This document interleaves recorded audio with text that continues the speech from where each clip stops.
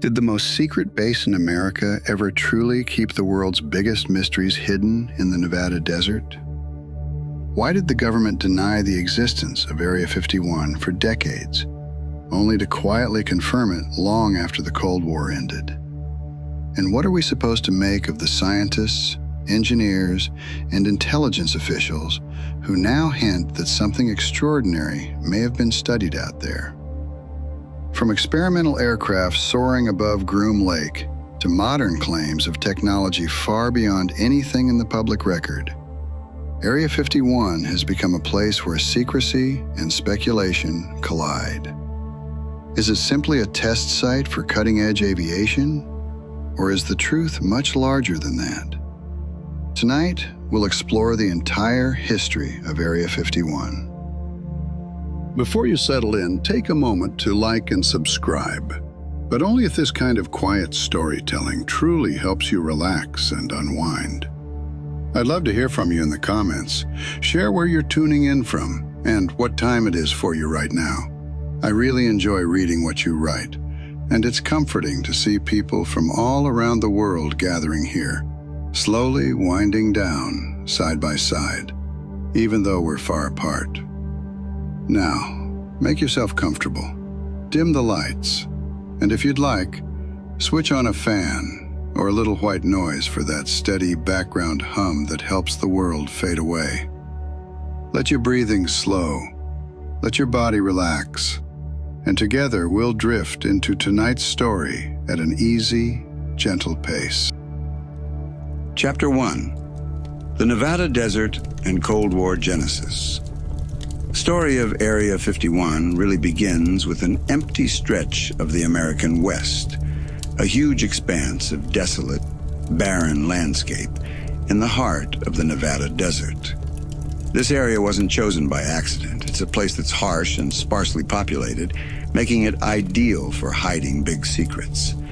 Long before it became known by its infamous grid designation, this region was already under government control as the Nevada Test Site. It's a gigantic closed-off military area covering a massive chunk of land that's even bigger than Switzerland, where the Department of Defense, starting in the early 1950s, first began testing nuclear bombs. This area became the only place within the United States where such tests were conducted. The desert itself is a strange mix of primitive beauty and high-tech doomsday hardware. In the summer, the temperatures are absolutely scorching, often reaching 42 or 43 degrees Celsius in July. The ground is so hard and flat, a featureless plain of packed clay, that it makes for a perfect natural landing field for aircraft, capable of supporting the weight of any plane. Historically, there's been widespread military activity here, including pockmarked surfaces that show where above-ground nuclear detonations took place. It's a foreboding place, virtually inaccessible to the public. This raw, isolated environment was the natural stage for a drama that was unfolding across the world in the mid-20th century, a time we now call the Cold War. The international tensions of the Cold War rapidly escalated the need for extreme secrecy and advanced technology in the United States. Following World War II, the U.S. government began worrying intently about the Soviet Union, especially as the Soviets started to boast publicly about their growing military strength in missiles and bombers. American intelligence gathering needed a major boost because conventional reconnaissance aircraft were simply too vulnerable. Soviet fighter jets, like the MiG-15 in the early 1950s, were very effective at shooting down U.S. planes during the Korean War, making spy missions incredibly risky. The U.S. urgently needed an aircraft that could fly outside the range of Soviet air defenses, higher and faster than anything else. This massive intelligence problem led to the birth of what would become the world's most secret air base. The Central Intelligence Agency, or CIA, was the primary force behind this push for superior reconnaissance, as espionage was their main business. Richard Bissell, a high-ranking CIA official, was tasked by President Eisenhower with finding the perfect remote testing location for their new top-secret aircraft. He settled on a dried-up lakebed nestled within the enormous Nevada test site. This lakebed was known locally as Groom Lake. Choosing Groom Lake was a smart strategic move because the land surrounding it was already considered a secured, highly classified territory due to the nuclear testing happening nearby. The entire Nevada test site region was organized into small, numbered sectors, with the newly selected site on the edge of the range being designated Area 51, based on a simple grid reference found on an Atomic Energy Commission map. The time was 1955, and the project getting underway was codenamed Aquatone. Aquatone was the code name for the creation and testing of the revolutionary U-2 spy plane. This aircraft was a marvel of its time, designed to spy over the Soviet Union from an altitude unreachable by Soviet air defenses. To get this project running, the CIA needed Lockheed, the aerospace giant, to test the plane in absolute secrecy. Construction began quickly in 1955. Initially, Area 51 was rudimentary. It emerged from the barren lakebed with a 5,000-foot-long runway, only 3 hangars, some warehouses, administration buildings, a chow hall, and very simple living quarters. Essentially, a trailer park for the workers. This place was also referred to by employees as Groom Lake, or the ranch. The base's air traffic control tower used the code name Dreamland. The security measures surrounding the base were incredibly tight right from the start. Everyone working there, from pilots to service personnel, was subject to intense scrutiny, including background checks, and they all had to sign strict non-disclosure agreements. Work was divided among several departments that did not intersect, and workers only knew the narrow information needed for their specific tasks. The people who worked on the U-2 project lived off base, often flying in every workday on unmarked planes from Las Vegas's McCarran Airport. Their families, who often lived in neighboring California, had no idea what their relatives were actually doing. One engineer later recalled that his wife and children believed he was just repairing televisions. To protect the U-2 project and its real purpose, the CIA established a clear cover story. They stated publicly that the high-flying U-2 aircraft were flying weather observation missions out of a fictional location called Watertown Strip, Nevada. But this official secrecy soon ran into a massive, unexpected problem right next door to the base. Area 51 sits directly northeast of the nuclear test sites, meaning it was downwind of dangerous radioactive fallout from the above-ground weapons tests. The prevailing winds carried radioactive dust from the explosions right over Groom Lake. Because of the extreme danger posed by nuclear fallout, the newly created secret airstrip remained largely unoccupied for more than 2 years, as above-ground testing was taking place just 30 miles to the southwest. There was even an instance where a subsequent nuclear test in zone number 13, just 9 miles away, turned Area 51 into a ghost base for a couple of years due to contamination. Despite these early interruptions, the CIA soon found that their extreme secrecy surrounding the base had an unexpected advantage, one that would cement Area 51's infamous reputation for decades. This period coincided with a major public phenomenon in America, the epidemic of flying saucer sightings. Ordinary citizens and even trained pilots were seeing shiny objects flying at impossible speeds and altitudes. They didn't know about the secret developments happening across the country, so they naturally concluded that these mysterious objects were alien ships. The silvery U-2, Chekhov's reflecting sunlight against the dark, high-altitude sky often contributed significantly to these sightings, as it was flying at altitudes that civil and military pilots couldn't imagine a human-made aircraft reaching. Since the personnel investigating these unidentified flying object incidents didn't have the clearance to know about the highly classified U-2 program, many sightings became truly inexplicable to them. The CIA quickly realized that public speculation about flying saucers worked to their benefit. It was much better for people to talk about hypothetical aliens than to discuss the truly top-secret performance characteristics of the U-2. This policy, encouraging public belief in unidentified flying objects to divert attention from clandestine activities, significantly influenced Area 51's future reputation as the home of the unexplainable. The base itself, unacknowledged and shrouded in rumor, was perfectly placed to become the center of this burgeoning conspiracy culture. The U-2 began flying covert reconnaissance missions over the Soviet Union, but the cat and mouse game couldn't last forever. The CIA knew that Soviet surface-to-air missile technology was rapidly catching up to the point where it could shoot down a high-flying plane like the U-2. An aircraft that relied solely on a high altitude for protection wasn't safe anymore. That's why the CIA started Project Rainbow, an attempt to camouflage the U-2 by applying a layer of radar-absorbent material to its fuselage.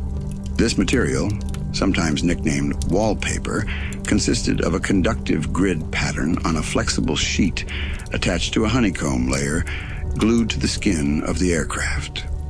Unfortunately, this material added weight and reduced the U-2's ability to fly high, making it even more vulnerable to Soviet defenses. The inevitable came in 1960, signaling the end of the U-2's covert life. An experienced American pilot named Gary Powers was shot down over Soviet territory by a surface-to-air missile, causing a major international embarrassment for the United States. The CIA, having assured President Eisenhower that no pilot could survive such a crash, was forced to stick to its cover story that the downed plane was a civilian aircraft conducting weather research. Powers, however, knew his training had taken place at Area 51, but during his interrogation by the Soviets, he provided the planned disinformation location, Watertown Base. NASA issued a press release to the American public with the same cover story. The downing of the U-2 proved one thing: the aircraft was no longer invulnerable to Soviet defense systems. By the early 1960s, the Cold War arms race, especially in nuclear and missile technology, was reaching new, terrifying heights.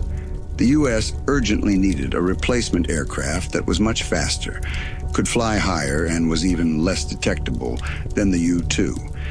The CIA realized that the U-2 project at Area 51 was winding down.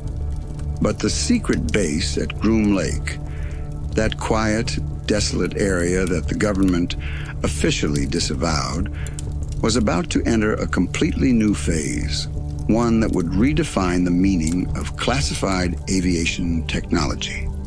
It needed a successor, and the CIA had already started looking for an aircraft that incorporated stealth capabilities engineered into it right from the beginning. Chapter 2. Project Aquatone and the U-2 spy plane. The genesis of Area 51, the secret base that has captured the American imagination, is inextricably linked to the intense, nerve-wracking pressure cooker of the Cold War. In the mid-1950s, the international atmosphere wasn't just tense, it was thick with fear and uncertainty. The United States government, emerging from World War II, started worrying intensely about the growing military strength of the Soviet Union. The Soviets were publicly bragging about their advancements, especially concerning their missiles and bombers. and that definitely got the attention of our government. The primary problem facing the U.S. was a massive intelligence gap. They needed to know what the Soviet Union was actually building and where they were building it. Conventional reconnaissance planes, the ones they were using at the time, were simply too vulnerable. During conflicts like the Korean War, Soviet fighter jets, such as the MiG-15, were proving incredibly effective at shooting down U.S. spy planes. Sending spy missions over enemy lines using conventional aircraft was just too risky, often leading to huge losses of pilots and highly sensitive equipment. The American government urgently needed an entirely new kind of aircraft, one that could conduct surveillance far outside the operational range of Soviet air defenses, meaning it had to fly higher and faster than anything else in existence. This urgent necessity led directly to the creation of the program that would eventually birth Area 51. The main driver behind this quest for superior aerial reconnaissance was the Central Intelligence Agency, or the CIA. For the CIA, espionage wasn't just a side job, it was their primary business. The secret reconnaissance project was given the code name Aquatone, and it was placed under the direction of Richard Bissell, a powerful, high-ranking CIA official. President Eisenhower himself tasked Bissell with finding the absolute perfect location to develop and test this new revolutionary aircraft in total secrecy. Bissell quickly turned his attention to the remote expanses of the Nevada desert. He selected a specific site, a dried-up ancient lakebed nestled deep within the massive government-controlled region known as the Nevada Test Site. This particular spot was known locally as Groom Lake. Choosing Groom Lake was a smart strategic move because the land surrounding it was already considered highly classified territory. Nuclear weapons tests were taking place just next door, and the entire area was tightly controlled, making it a naturally secured fortress. The enormous Nevada Test Site region was organized by the Atomic Energy Commission into small, numbered sectors for easy mapping and reference. The newly selected testing location, situated right on the edge of the range, was simply given the designation Area 51, based on a straightforward grid reference on one of the Commission's maps. This designation stuck, and the history of America's most secret location began in 1955. Project Aquatone was specifically the code name for the creation and testing of the U-2 spy plane, built by the aerospace giant Lockheed. The U-2 was a technological marvel designed to operate at altitudes unreachable by Soviet air defenses. It was built to fly at 70,000 feet, which is a staggering 13 miles above the Earth, giving it a theoretical range of 3,000 miles. This was more than enough capability to execute deep spy missions behind enemy lines. To handle the complex task of testing, the CIA urgently needed to construct a dedicated base on the barren Groom Lake bed. Construction started swiftly in 1955, but the initial facility was extremely rudimentary. The base that emerged from the primordial lake bed was simple and highly functional for its single purpose. It began with just a 5,000-foot-long runway laid out on the flat, hard-packed clay of the lake bed, which was strong enough to support the weight of any aircraft. Alongside this, workers built only 3 hangars, a few warehouses, basic administrative offices, a communal dining hall known as a chow hall, and very simple living quarters, which amounted to essentially a trailer park for the personnel. Employees often referred to the entire operation simply as Groom Lake or the ranch, and the air traffic control tower used the simple code name Dreamland. Absolute secrecy was fundamental to the project's success, and tight security measures were in place from the very first day. Everyone selected to work at Area 51, from the top test pilots down to the maintenance staff, underwent intense scrutiny, including comprehensive background checks, and they all had to sign incredibly strict non-disclosure agreements. The work itself was highly compartmentalized. Specialized groups worked only on the narrow information needed for their specific tasks, and different departments rarely, if ever, intersected. Only a tiny circle of leaders had the full, overall picture of the operation. To maintain this impenetrable level of secrecy, the CIA developed elaborate logistical routines and cover stories. Most personnel working on the U-2 project lived off base, often in neighboring California, with their families having no idea about the true nature of their work.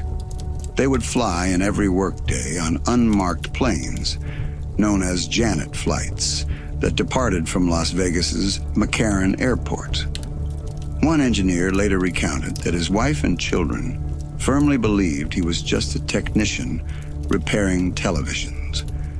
Publicly, the CIA concocted a detailed cover story to protect the U-2 and its actual mission.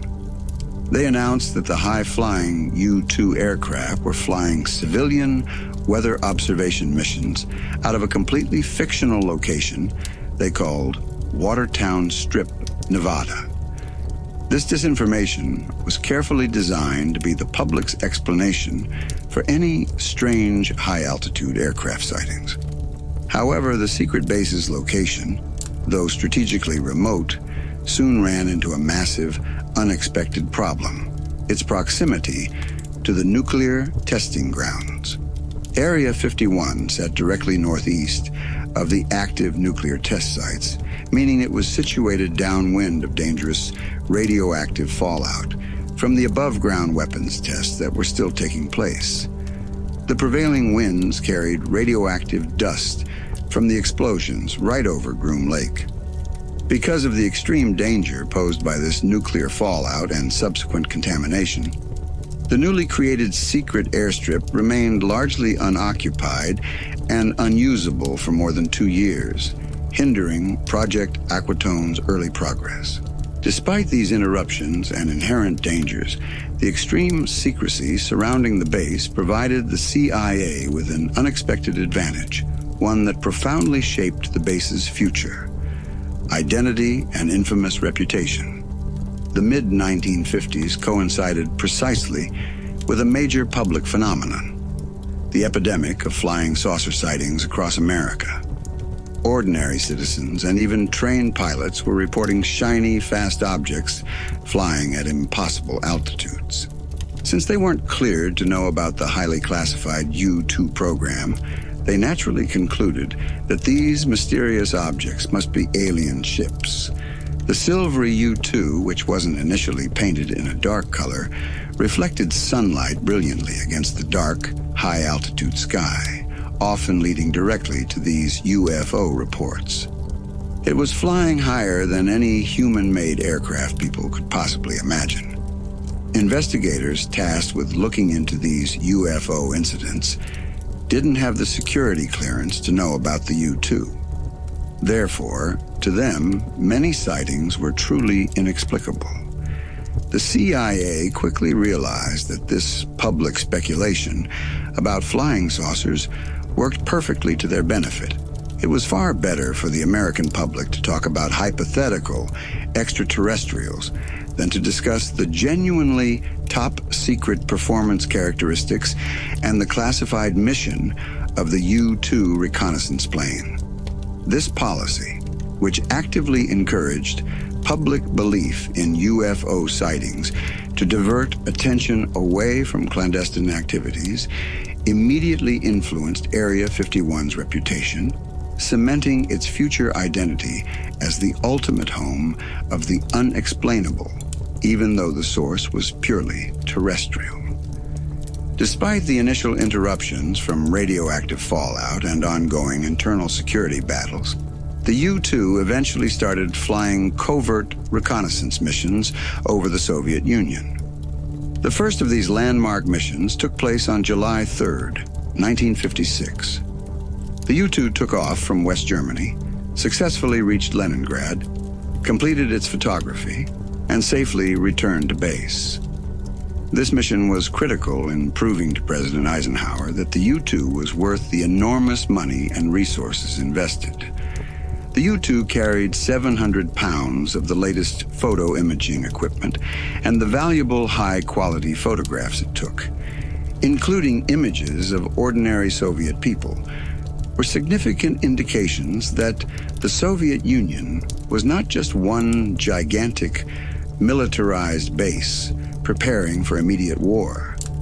However, even from the very first flight, there was a bitter truth for the CIA. The U-2 was discovered by the Soviet military during its flight. While Soviet MiGs dispatched for interception failed to engage, and the early surface-to-air missiles proved ineffective, the Soviet leadership was aware of the American reconnaissance aircraft. This knowledge meant the cat and mouse game couldn't last forever. The CIA knew that relying solely on high altitude for protection wasn't safe anymore, as Soviet missile technology was rapidly catching up. The inevitable eventually came on May 1st, 1960. Experienced American pilot Gary Powers was shot down over Soviet territory by a surface-to-air missile. This incident confirmed that the U-2 was no longer invulnerable to Soviet defense systems and turned into a major international embarrassment for the United States.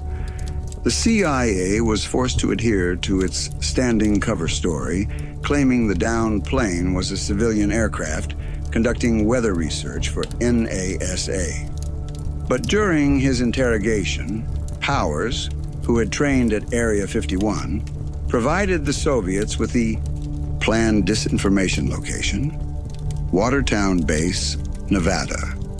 This disinformation narrative further solidified the elaborate falsehoods designed to protect the true base at Groom Lake. The failure of the U-2 proved one thing: a replacement aircraft was desperately needed. The Cold War arms race, especially in nuclear and missile technology, was reaching new, terrifying heights.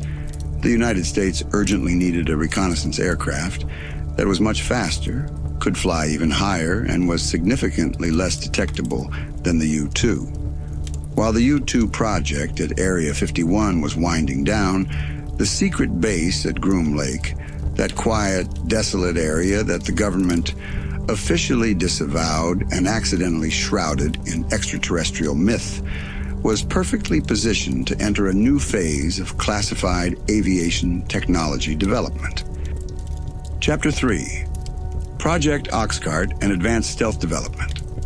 The failure of the U-2 spy plane in 1960, when American pilot Gary Powers was shot down over Soviet territory, truly exposed a major vulnerability in American intelligence gathering during the Cold War.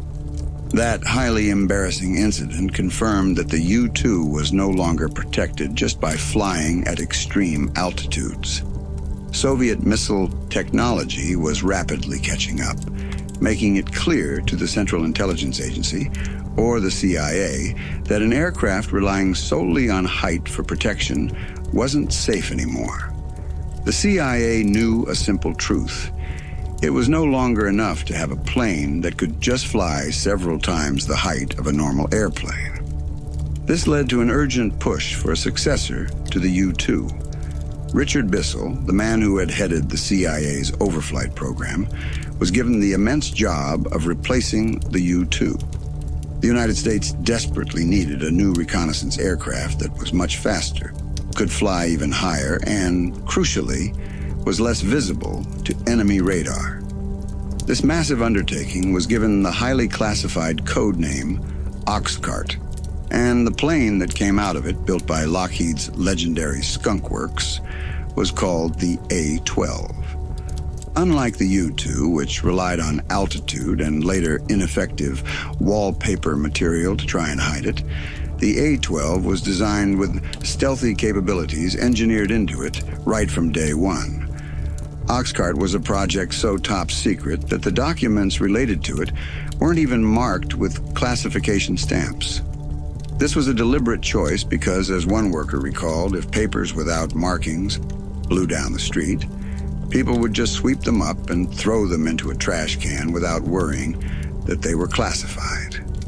The A-12 was a marvel of aerospace technology. It was built to fly at 90,000 feet, which is 16 miles above the Earth, exceeding the altitude capability of its predecessor. It was designed to fly faster than a speeding bullet, hitting speeds in excess of Mach 3, meaning 3 times the speed of sound.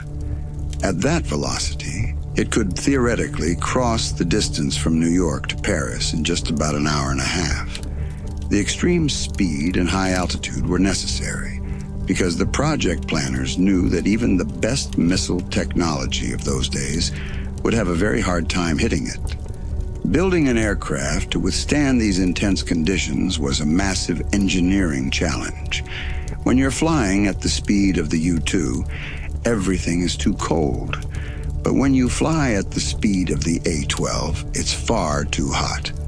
The aircraft was built to withstand temperatures hundreds of degrees greater than the U-2 could handle. Lockheed engineers found that the only metal light enough and strong enough to endure those high temperatures was titanium. There was one big ironic problem, though.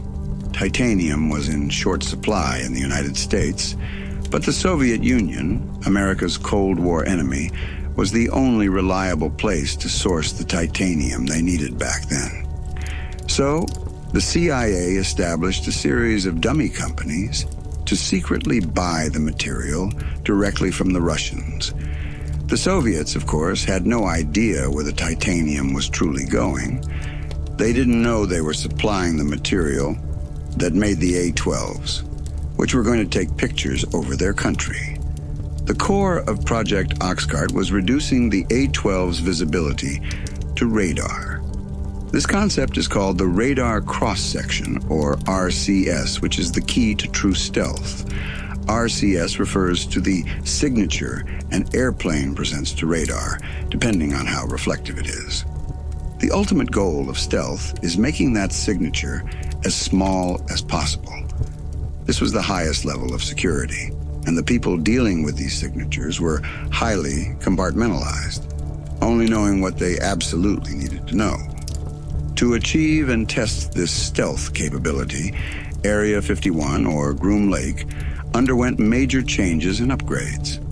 The CIA invested a great deal of money to build up the base, recognizing that Oxcart would turn what was essentially a temporary facility into a permanent one. They added a brand new concrete runway that was 8,500 feet long, with an additional 6,000-foot extension onto the hard-packed clay lake bed.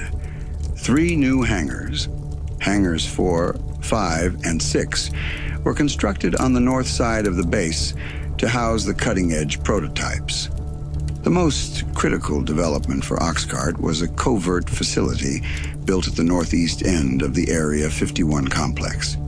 Here, the A-12's radar signature was evaluated on a pylon affectionately called the Pole.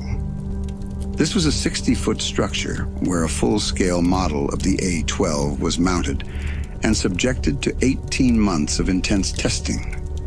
All radar known to man at the time was aimed at the object on the pole, recording the return patterns and signatures.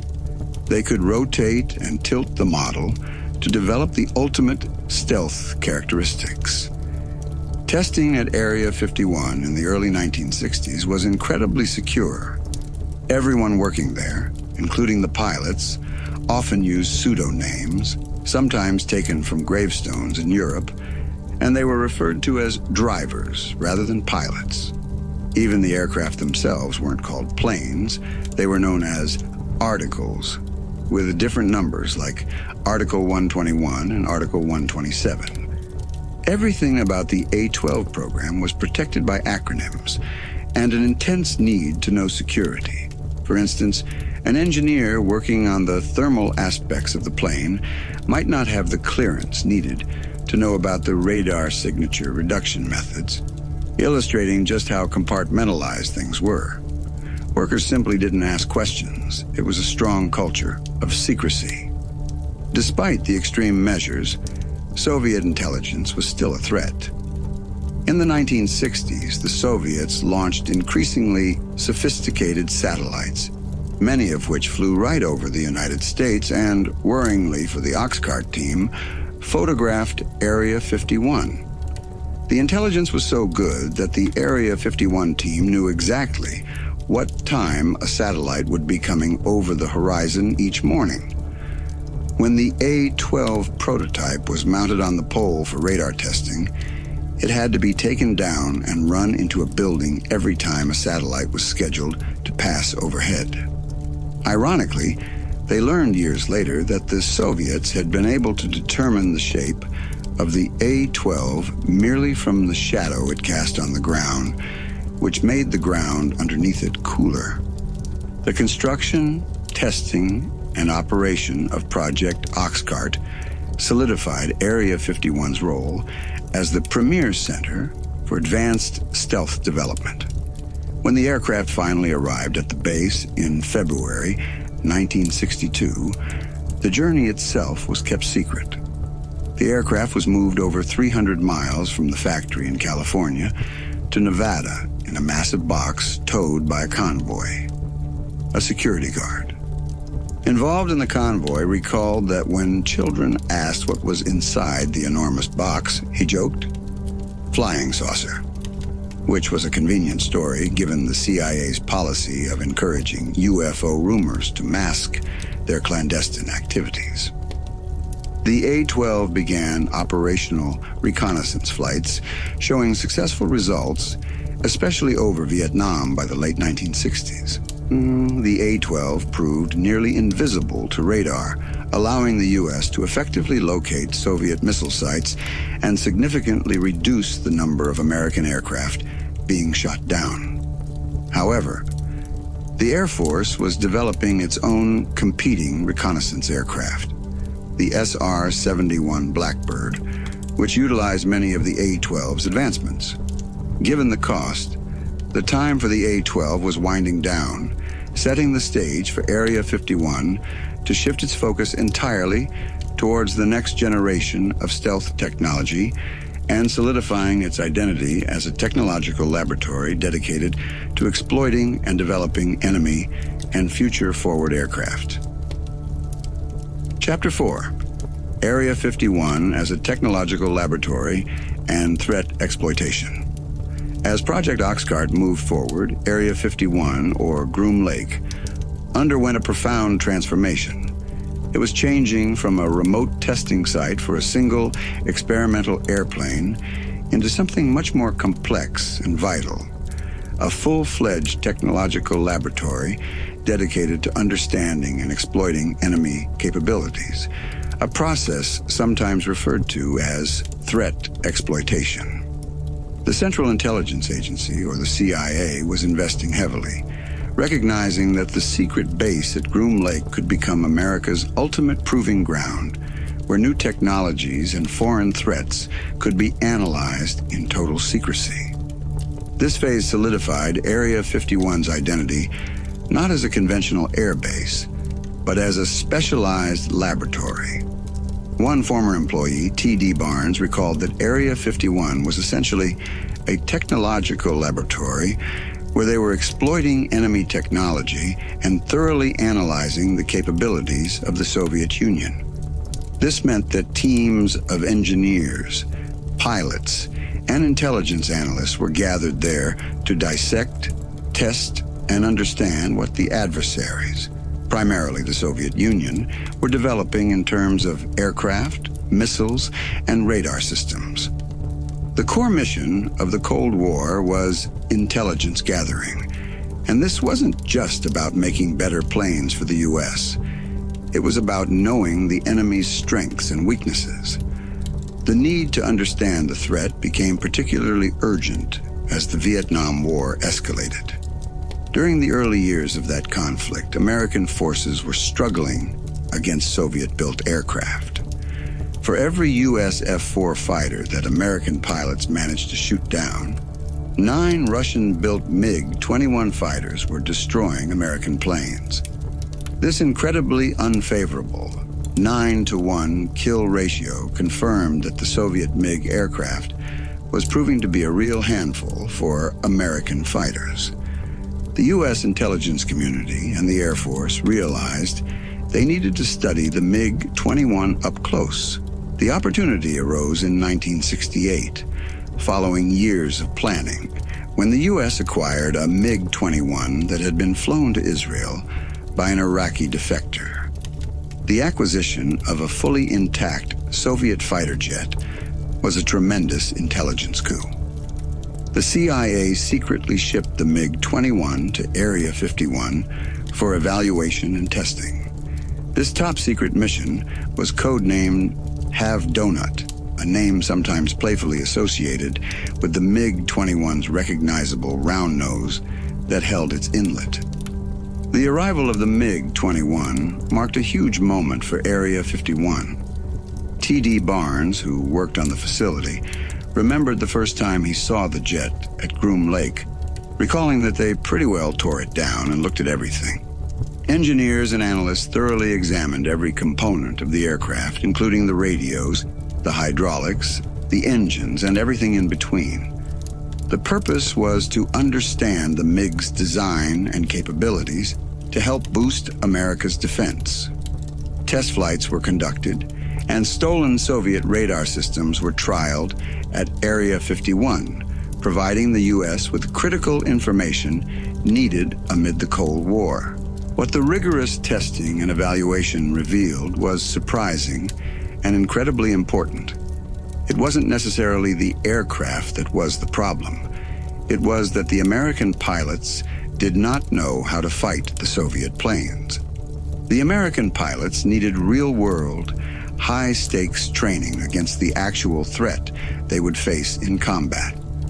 This realization led to the birth of a new top-secret initiative at Groom Lake, training American fighter pilots on how to defeat Soviet MiGs in a dogfight. The analysts found that it took approximately 10 missions in the war zone for a pilot to become experienced enough to survive the war. The goal became simple. Give these pilots those 10 missions in the safe, restricted airspace of Nevada before sending them to the war zone. To support this new threat exploitation program, Area 51 expanded again in its short life. 5 more hangars were constructed on the south end of the test site to house the captured foreign aircraft. To ensure the secrecy of this MiG training and combat operation, the airspace directly above the range was closed permanently. This closure was necessary to prevent any sightings of the Soviet MiGs being secretly flown by U.S. personnel, sometimes referred to as aggressor training. The lessons learned from the Have Donut program were revolutionary for American aviation and intelligence. The program completely turned around the kill ratio in Vietnam, which had been 9-to-1 against the U.S. This work was so effective that T.D. Barnes noted it reversed the outcome to the point that the U.S. hadn't lost a plane to air-to-air combat in several wars, not just years. The ability to acquire, reverse engineer, and exploit enemy technology was a hallmark of Area 51's unique laboratory mission. Area 51's status as a technological laboratory also meant it was focused heavily on new concepts in stealth technology, building directly on the foundation of the A-12 project. Lockheed's engineers, using the isolated base, began work on the next generation of stealth aircraft. The most exciting plane T.D. Barnes worked on was the Have Blue. This experimental jet had a revolutionary, flat-faceted fuselage and was designed with virtual invisibility to radar as its only goal. Unlike the A-12, which compensated for its radar visibility by flying in the stratosphere at supersonic speeds, the subsonic Have Blue was designed to be virtually invisible, meaning it made such a small signature that radar operators looking at their screens would think the model had fallen off the test pylon. This incredible success led the Air Force to greenlight the production of the F-117, the first operational stealth fighter. The secret work carried out at Groom Lake during this period included the study of advanced radar systems and the complex methods of reducing an aircraft's visibility to those systems. Engineers and analysts were working on the radar cross-section, or RCS, which is the signature an airplane presents to radar, aiming to make that signature as small as possible. The concept of radar-absorbing materials, or RAM, was developed during this time, although its exact composition was considered one of the hottest secrets of the era. And even today, the Defense Department considers RAM to be top secret. The base served as a proof-of-concept facility, where they determined if radical new designs would actually work. Area 51 was the proving ground where the teams could say if something worked or if it didn't work. By continuously testing and exploiting both foreign technology and their own cutting-edge black projects, Area 51 solidified its role as light years ahead of any other nation in developing military technology. Even as satellite technology advanced and made high-flying spy planes like the U-2 and A-12 somewhat redundant by the mid-1970s, the mission of the base simply evolved. Area 51 continued to be a dynamic facility, constantly growing and changing with new runways, hangars, and infrastructure being added to match the continuously changing national security priorities.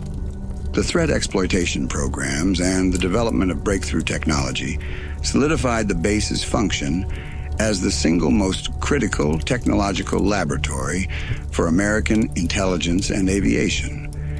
The secrecy required for this threat exploitation work often had unexpected side effects. Because the development of high-altitude spy planes often coincided with waves of UFO sightings, the CIA realized that public speculation about flying saucers provided the perfect cover for their top-secret programs.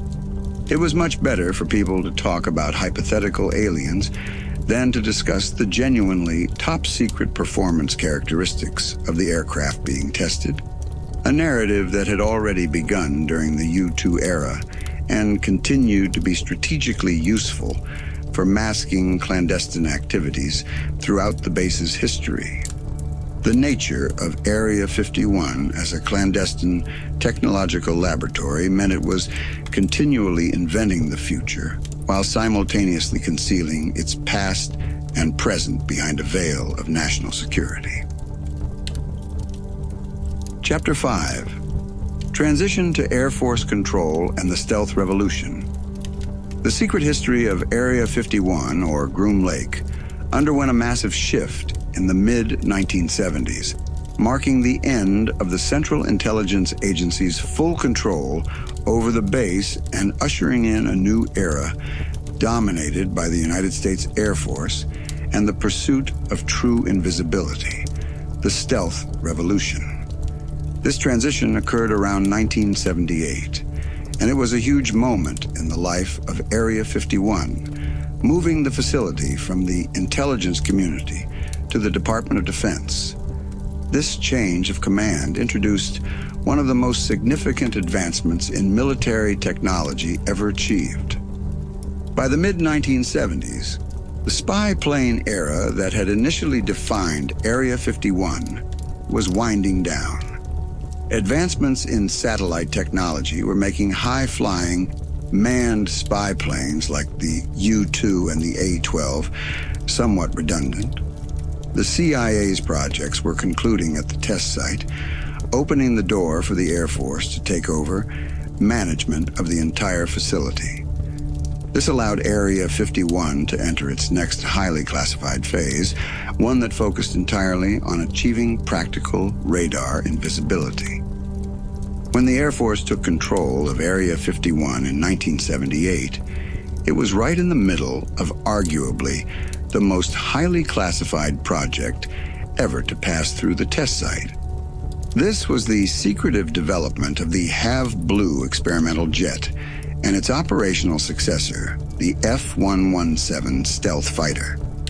This program was so vital to national security that the level of secrecy surrounding it was considered to be comparable to, or even exceeding, that of the Manhattan Project, which was the effort to develop the atomic bomb. Stealth was absolutely vital to the future of military technology. The core challenge was to design an aircraft that couldn't be detected by enemy radar systems. The Air Force had already learned from the previous A-12 project that simply flying high and fast wasn't enough to guarantee protection, though speed and altitude were helpful. The new approach was to radically reduce the aircraft's radar cross-section, or RCS, the signature an airplane presents to radar, making that signature as small as possible. This was the fundamental key to stealth. Lockheed's Skunk Works team, the same legendary engineers who created the U-2 and the A-12, were responsible for this breakthrough.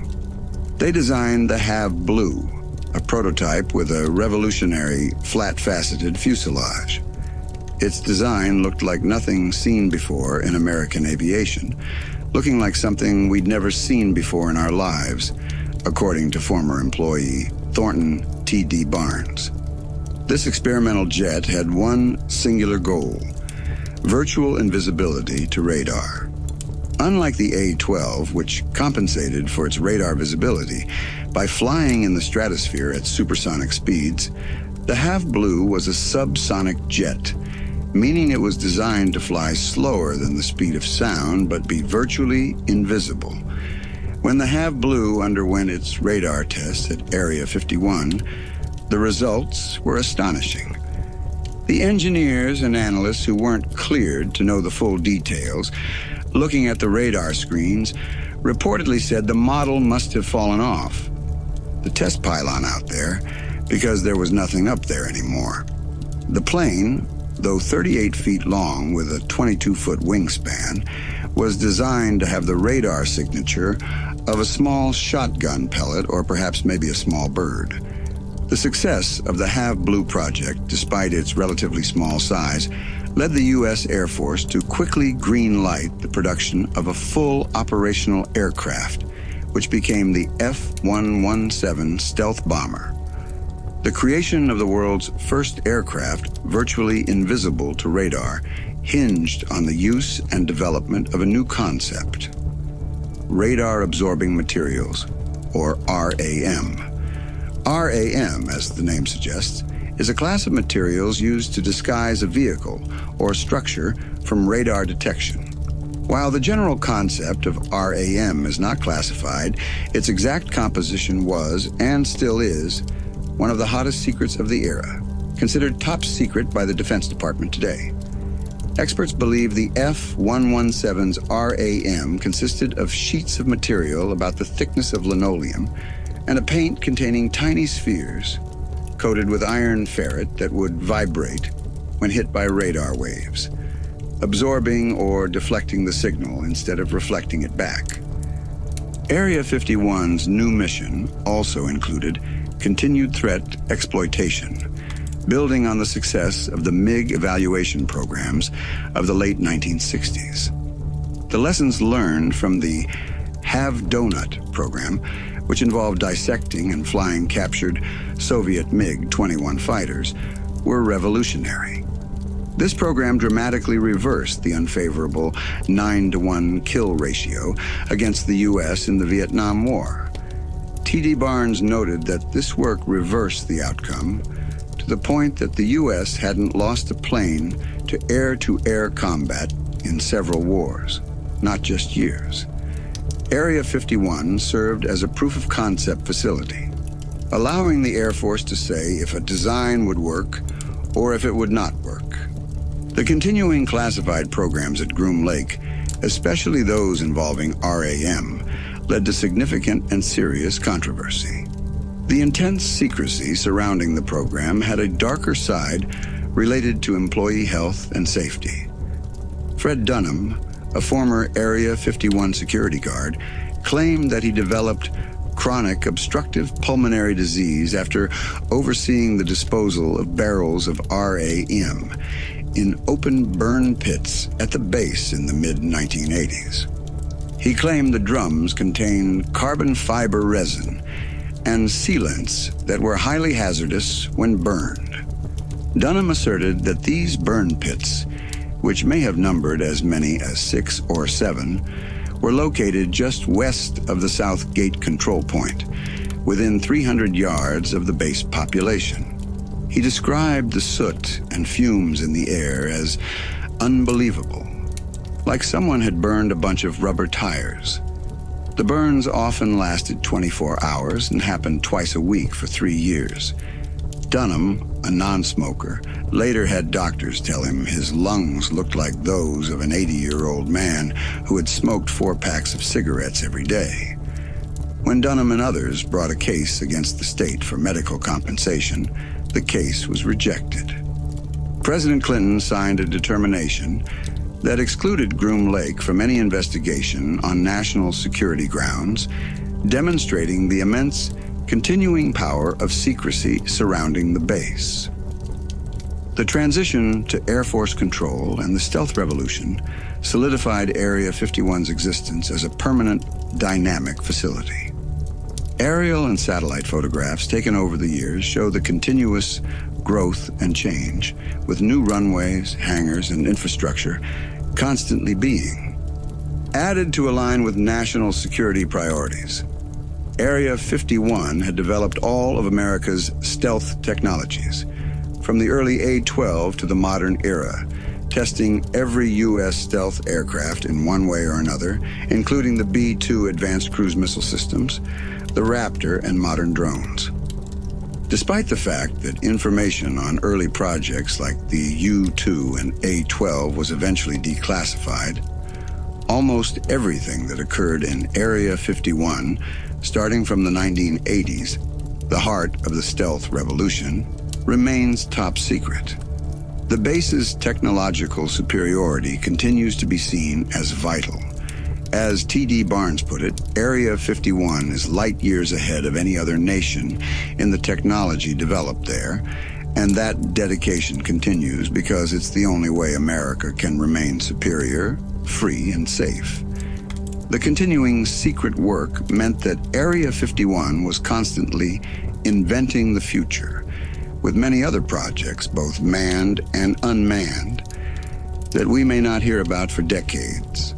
The base remained and remains a critical proof-of-concept facility, firmly established as the home of the nation's most secret aeronautical technology. Chapter 6. Official acknowledgement and continuing classified programs. The true story of Area 51, a secret so closely guarded for decades, eventually began its slow journey toward official acknowledgement and public visibility, though that process took nearly 60 years. For much of its history, the base, located deep in the Nevada desert, remained unacknowledged and officially disavowed by the United States government. It was an enormous clandestine base, and its very existence was a riddle wrapped in a mystery inside an enigma, as Winston Churchill once described Russia, a phrase that also aptly describes Area 51. For many years, the government refused to even admit that Area 51 existed. Officials in the United States didn't even publicly utter the phrase Area 51 for nearly 50 years. This intense level of official denial only fueled the public's fascination and the belief that the government was hiding something massive. The official silence started to break in August of 2013 when the Central Intelligence Agency, or CIA, finally admitted that this place was real.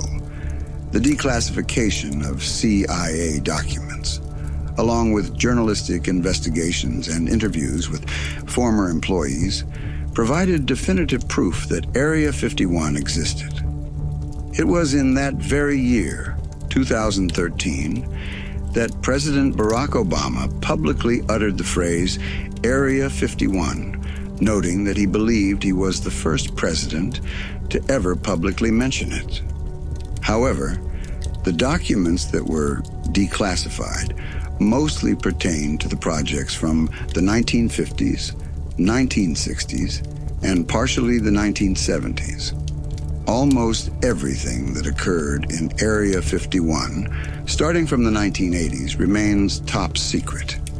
Even before these documents were officially released, journalists had managed to piece together a relatively accurate history of early developments, like the U-2 and A-12 programs, through speaking with dozens of former workers, documents leaked to the public, and inadvertent statements by Air Force or CIA officials. The later declassified materials merely confirmed much of what was already known about the early history of the base. The confirmation of the base's existence and its early history marked a huge moment, allowing the public and historians to at last begin to unravel the secrets of Groom Lake. The documents confirm that Area 51 was created in 1955 for the single purpose of testing the top-secret aircraft project, codenamed Aquatone, the U-2 spy plane. The base later transitioned to the Department of Defense from the intelligence community, ushering in the most significant advancement in military technology, the stealth revolution. This transition occurred around 1978, and the United States Air Force took control of the base during the middle of perhaps the most highly classified project ever to have gone through the test site, the development of the Have Blue and the F-117 stealth fighter. The base's fundamental role during this later, officially acknowledged era was solidified as a dynamic technological laboratory and proving ground. Engineer Peter Law noted that the facility was dedicated to designing and proving new concepts, essentially determining if something would actually work or not work. Thornton Barnes, a former employee, emphasized that Area 51 was light years ahead of any other nation in the technology developed there, and that dedication continues because it's the only way America can remain superior, free, and safe. The base continued to change, grow, and build infrastructure continually in line with national priorities and new programs. Aerial and satellite photographs taken over the years clearly show the changes, including new runways, new hangars, and more infrastructure being added. The technological developments achieved at Area 51 were substantial, especially in stealth technology, having tested every U.S. stealth aircraft from the early A-12 to the modern era. These programs include the B-2 Advanced Cruise Missile Systems, the Air Force's latest operational strike aircraft like the Raptor, and modern drones, all of which remain highly classified. Even as the official history of the 1950s and 60s was confirmed, the base's reputation was already cemented by the incredible claims of subsequent decades, especially those that emerged from the 1980s and 1990s, when Area 51 was at the heart of the highly classified stealth program. The level of secrecy surrounding stealth was considered comparable to, or even exceeding, the secrecy of the Manhattan Project, the development of the atomic bomb. This program involved the creation of what became the F-117 stealth bomber. The secret work included the development of radar-absorbing materials, or RAM. The concept of RAM is not classified, but its exact composition was one of the hottest secrets of the era. And even today, the Defense Department considers RAM to be top secret. This continuing classified work, especially the handling of materials like RAM, led to significant controversy that reached the highest levels of government. For instance, a former security guard, Fred Dunham, claimed that he developed chronic obstructive pulmonary disease after overseeing the disposal of barrels of RAM in open burn pits at Area 51 in the mid-'80s.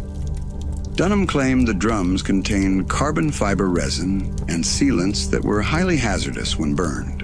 He described the soot and fumes in the air as unbelievable, like someone had burned a bunch of rubber tires. Dunham, a non-smoker, later had doctors tell him his lungs looked like those of an 80-year-old man who had smoked 4 packs of cigarettes every day. Dunham, along with others, brought a case against the state for medical compensation.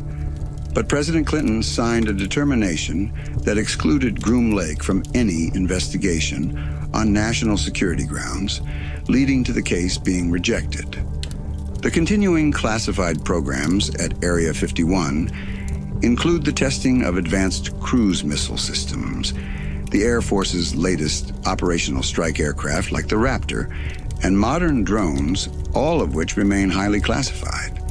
Former officials believe that many other projects, both manned and unmanned, may not be heard about for decades.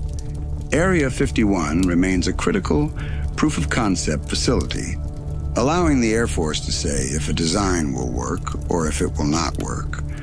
For those who worked on these programs, the need for secrecy and the development of breakthrough technology remains as vital as ever.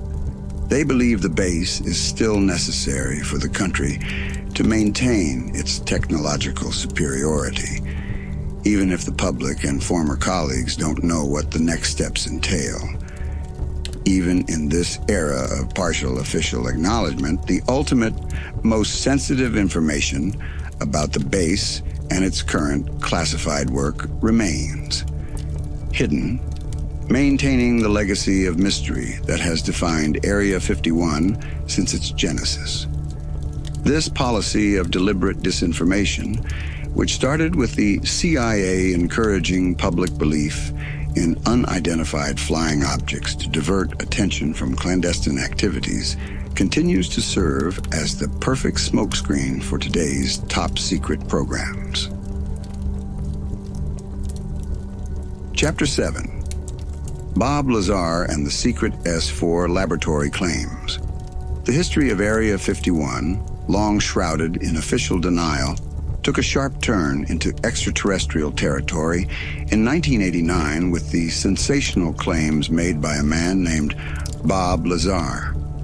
For many years, the government's policy of using UFO rumors as a cover story for testing secret aircraft had already primed the public to believe the unexplainable.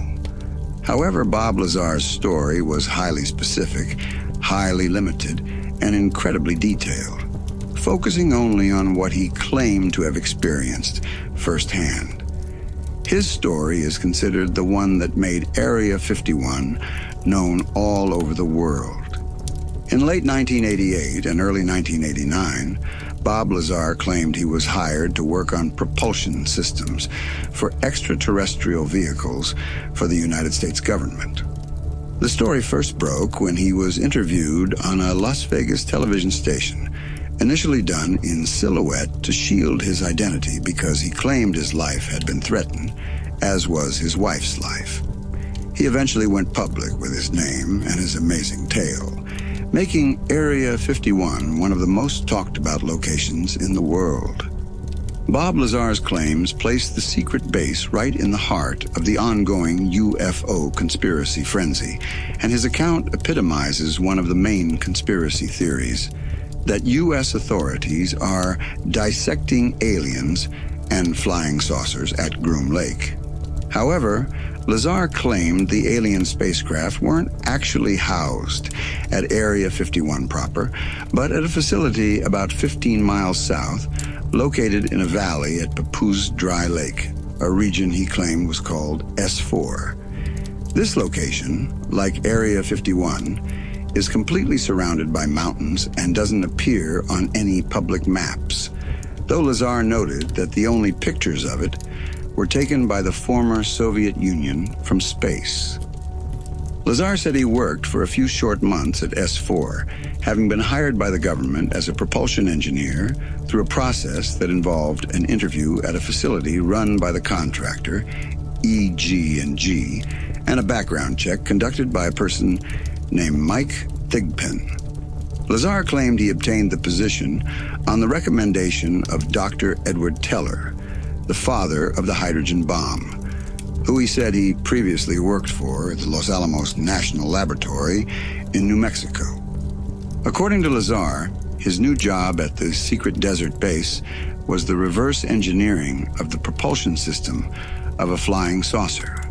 He claimed there were actually 9 alien spacecraft kept inside a hangar built into the side of a mountain at S4. The facility was designed to blend in with the landscape, with hangar doors having a slope of about 30 degrees and textured paint made to look like the side of the mountain. He noted that the facility was dedicated to the sole purpose of analyzing the extraterrestrial craft. Lazar stated that he only got hands-on experience with one of the craft, which he termed the sport model. But he saw the others, and they were all different shapes. He described his craft as a very bare-bones thing, completely one color, a dark, pewter shade, with no right angles anywhere, as if it had been fashioned out of wax and then heated, so everything melted and fused together. He noted that the craft was designed for something much smaller than a human, being likely half his height, and the seats were tiny as well. He also observed that there were no right angles, no decorative components or artwork, and almost nothing looked recognizable inside the craft, which was designed for something small, perhaps half his height. The most sensational part of Bob Lazar's story involved the technology he was working on. He gave a detailed description of what he saw, explaining that the craft used a gravity propulsion system, and its power source was an antimatter reactor. This was technology that he believed did not exist in the scientific community at that time. He was tasked with reverse engineering this power and propulsion system to see if it could be duplicated with available materials, a project he found nearly impossible given the science. Lazar explained that the core of the power source was a very heavy element, element 115, which wasn't on the periodic chart at the time, but which he said was stable and provided the power for the reactor to work by producing its own gravitational energy. He said the craft created a distortion in space and time in front of it, where space actually bent, causing the craft to fall forward. This unique field propulsion system was a reactionless drive system that required no thrust or exhaust. He explained that the craft could fly belly first and use 3 equally spaced gravity amplifiers to focus on a destination, creating a gravitational distortion or a bubble around the craft. This distortion, he noted, would bend light and radio waves, making it difficult to detect or communicate with it, which is why attempting to communicate with a radio shouldn't be possible, though they were still able to communicate with the person inside the craft. He said the craft created a distortion right in front of it, and the craft fell forward. Lazar said the craft could lift off quietly, producing a slight hiss and a small bluish corona discharge, then hover silently, capable of doing incredible maneuvers such as going from a dead stop to several thousand miles an hour, and then stopping cold and vanishing in place. Lazar claims he only saw one of the alien craft actually fly, and he never saw a live alien at S4, though he once glanced through a window and saw 2 men in white lab coats looking down and talking to what he thought was a small doll or character with long arms sitting in a chair. Lazar said he was disturbed by his discovery and thought the public had a right to know about the research being conducted on alien technology. He told his closest friends about the test flights and took them out into the desert on Wednesday nights, the lowest traffic time, he surmised, to show them the craft flying over Papoose Lake, where it was doing radical moves. On one of these occasions, the group was caught by security, leading to Lazar's debriefing at Indian Springs Air Force Base. When his story became public, it quickly generated international attention. However, Lazar's claims were met with immense skepticism, and unpleasant details of his biography soon emerged. The Massachusetts Institute of Technology and the California Institute of Technology, schools he claimed to have attended, said they had no records of him. Los Alamos National Laboratory officials initially stated they had no records of a Bob Lazar ever working there either, although a phone book from 1982 and a newspaper clipping did list him as an employee and physicist there. Bob Lazar and his supporters claimed that the unsavory details of his biography, including a conviction for pandering and the disappearance of his academic and employment records, were fabricated and purged by the government as part of a disinformation campaign to discredit him and divert attention away from the highly classified, real activities taking place at S4. They asserted that this was a deliberate effort to portray him as a madman spouting nonsense. However, some details he revealed, such as the existence of S4, the use of a unique hand scanner technology for access control, which measured the bones in the fingers with a bright light, and the concept of element 115 being synthesized later, were noted as remarkable, given the level of secrecy surrounding the base at the time.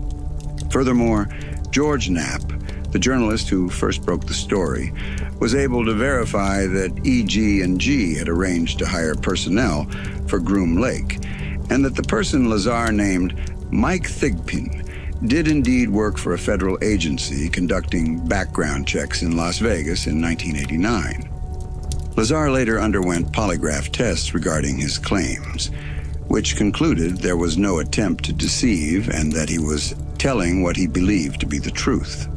He insisted that he was telling the truth, stating that if you wanted to disbelieve him, you could stop your research early and move on.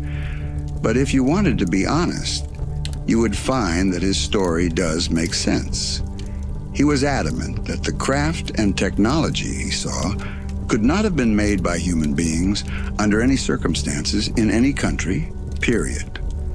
Lazar maintained that the biggest takeaway from his story was the suppression of extremely advanced technology and unknown science. His story significantly solidified Area 51's reputation as the ultimate center of extraterrestrial secrets.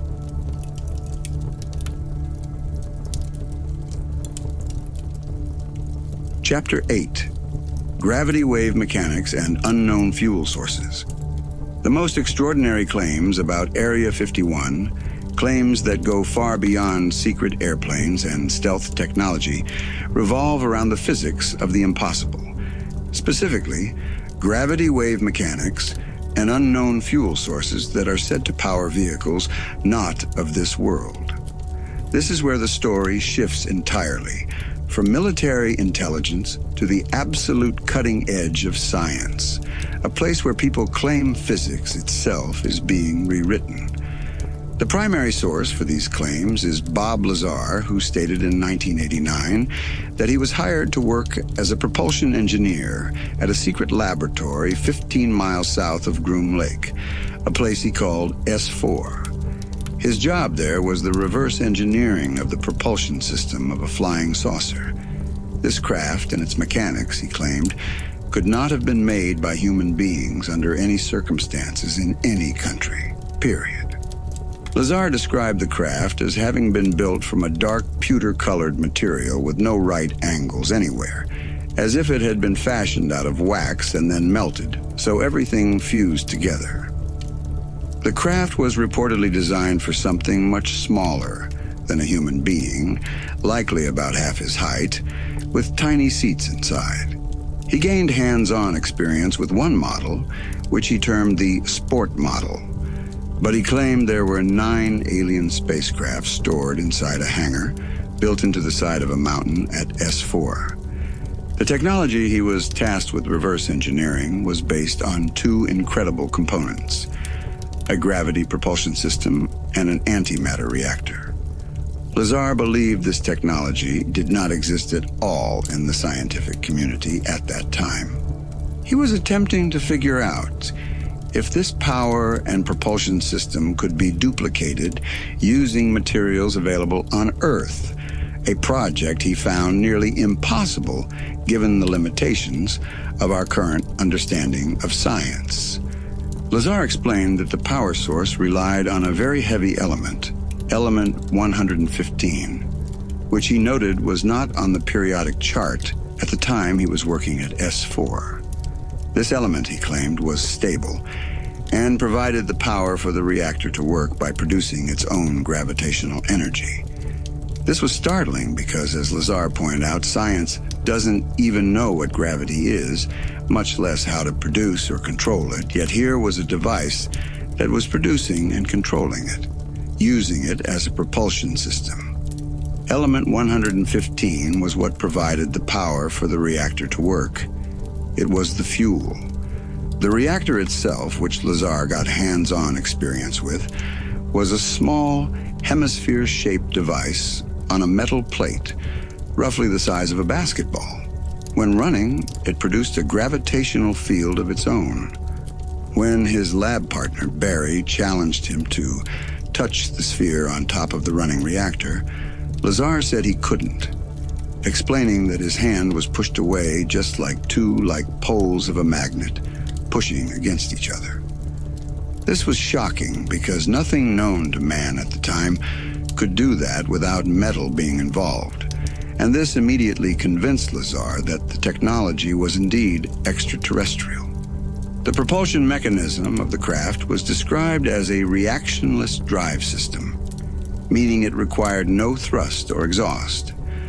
All human-made propulsion systems, whether propeller planes, jets, or rockets, work on an action-reaction force where something is thrown out the back to move the craft forward. This alien craft, however, created a distortion in space and time in front of it where space actually bent, causing the craft to fall forward. Lazar provided an analogy for this. If you put a bowling ball in the middle of a bed and then push down on the mattress with your fist, a foot in front of it, the bowling ball will roll toward the depression. That's exactly how the craft works. It creates a distortion right in front of it, and the craft falls forward. The core reactor in the center of the craft powered 3 equidistant gravity amplifiers located in the main level, which directed the resulting gravity wave, or anti-gravity beam, through waveguides and into the gravity emitters at the bottom, which looked like a trash can hanging on a pipe. These 3 emitters could be swung up to 180 degrees. This allowed the craft to essentially stand on 2 of them and hover while the 3rd one swung up to create a distortion in front, allowing the craft to slide forward in a low-power mode, which he called the Omicron configuration. For interstellar travel, the Delta configuration used all 3 amplifiers focused on a destination.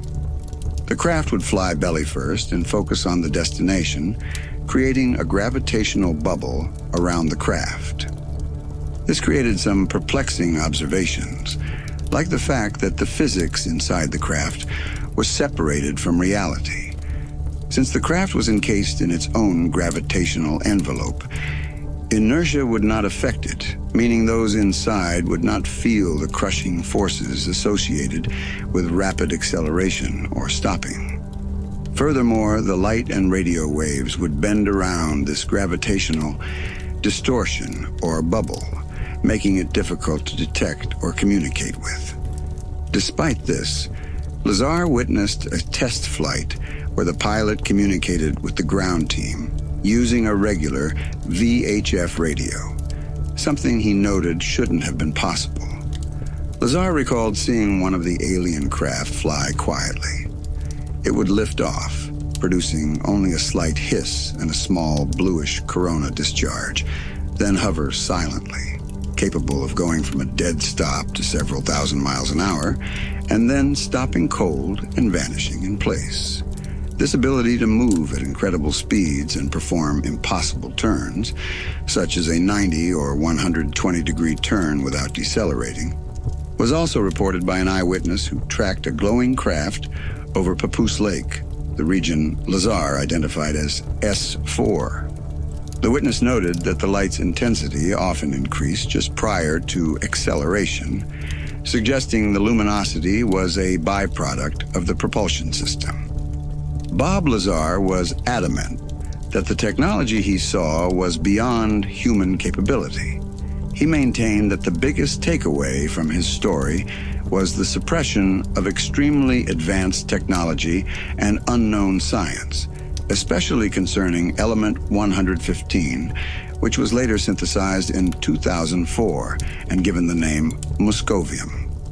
Lazar and his supporters believe the government's attempts to erase his past and deny his claims were part of a deliberate disinformation campaign to discredit him and divert attention away from the highly classified, real activities taking place at the secret laboratory S4, thus ensuring the suppression of this revolutionary science and technology. Chapter 9. Claims of Alien Inhabitants and Technology Exchange. Beyond the highly specific technological claims of Bob Lazar, the mystery surrounding Area 51 expands into a much deeper, stranger narrative. The claims of direct contact with extraterrestrial inhabitants and formal technology exchange programs between these beings and the U.S. military. These claims suggest that Area 51, or the larger restricted area it sits within, wasn't just a clandestine testing ground for human innovation, but a venue for interspecies cooperation, a place where people claim aliens were essentially roommates with American military personnel. One of the most elaborate accounts of alien inhabitants comes from Charles Hall, who claims he was stationed at the Nellis Air Force Base in the mid-1960s as a weather observer. Hall's experiences were focused in a region near Area 51 he referred to as Dreamland, which included Area 53 and Area 54, where the aliens supposedly had their base. He claimed there was a base that the Air Force maintained for aliens, and their living quarters were underground in the mountains on the west side of the valley. Hall reported that the extraterrestrials he encountered were called the Tall Whites. They were humanoid, typically about 5'11" or 6 feet tall, with skin as white as a piece of paper and large blue eyes that stretched further around the sides of their heads than human eyes do. Their ears and noses were only about half the size of human features. And because they were plant eaters and didn't eat meat, they didn't have teeth, but just ridges instead. They were also very frail, with bones about half the size of ours, and an adult male might only weigh between 90 and 110 pounds, despite being the same height as a human. The Tall Whites were said to live much longer than humans, nearly 700 years. According to Hall, the aliens lived in family groups, including women and children, in underground quarters. There was a more or less permanent contingent of Tall Whites at the base who were experienced in dealing with humans and knew English. Every 2 weeks, however, when a deep spacecraft arrived, there would be a contingent of new arrivals, many of whom had never seen humans before. During the 2 weeks the spacecraft was in port, being refueled and repaired, experienced Tall Whites would take these new arrivals out to show them what humans were like, with Hall often serving as the test human, or Gorilla Charlie, as he joked. These alien visitors were said to be quite friendly, but also highly individualistic, much like interacting with people in a large city. Hall dealt with a range of personalities, from those who were like close friends to others, like an alien general he referred to as Galilee, who who was truly frightening and gave orders that had to be obeyed without question.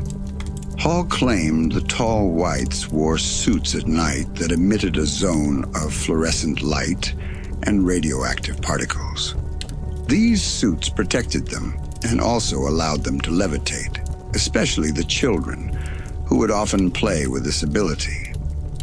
A crucial part of Hall's testimony involves technology exchange between the tall whites and the U.S. Air Force, conducted at the base. Hall stated that this was a negotiation where both sides mutually agreed that the exchange benefited their interests. For instance, the aliens might need spare radio equipment, and it was easier for them to simply buy a new radio from the Air Force. In return, the Air Force and Army could always use better radios, so radio communication technology was one area where transfer was common. However, the aliens were very selective.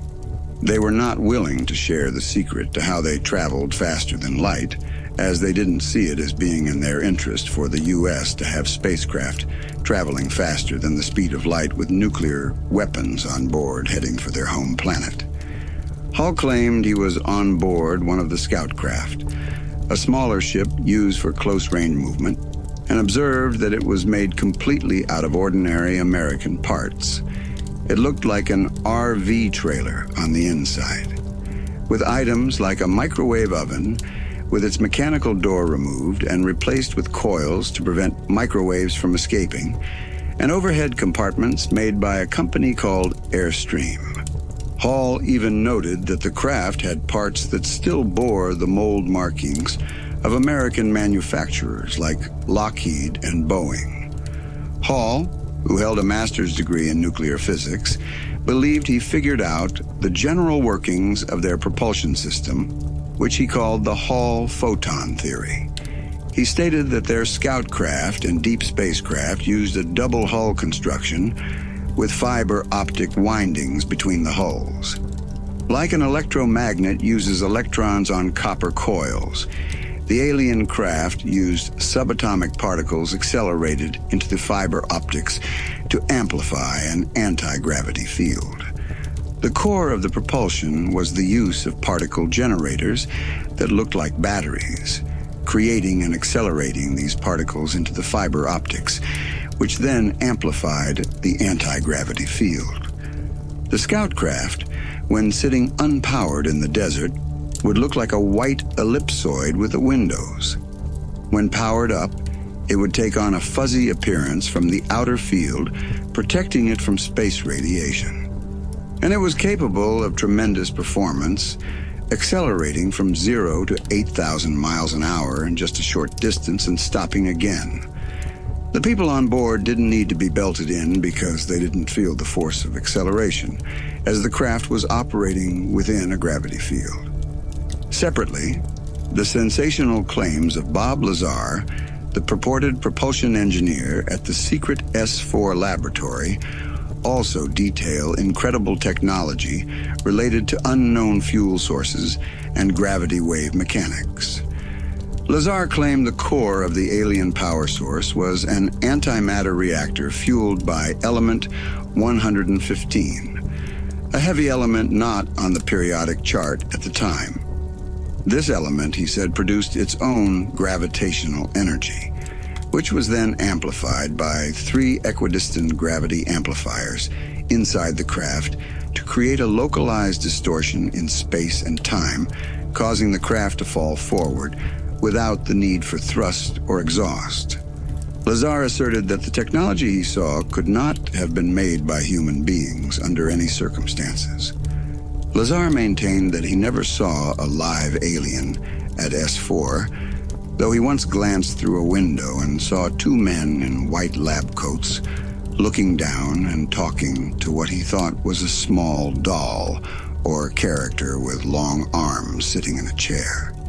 However, he also recalled seeing documents that referenced the size of the alien cadavers that were recovered and noted that the craft's internal design, with very small seats, suggested it was built for beings about half his height. The concept of recovering non-human craft and potentially having contact with beings is also supported by recent, highly credible claims. For instance, officials with high security clearances, including former government leaders and military intelligence experts, are now asserting that the U.S. has recovered dozens of crashed crafts of non-human origin since the 1940s.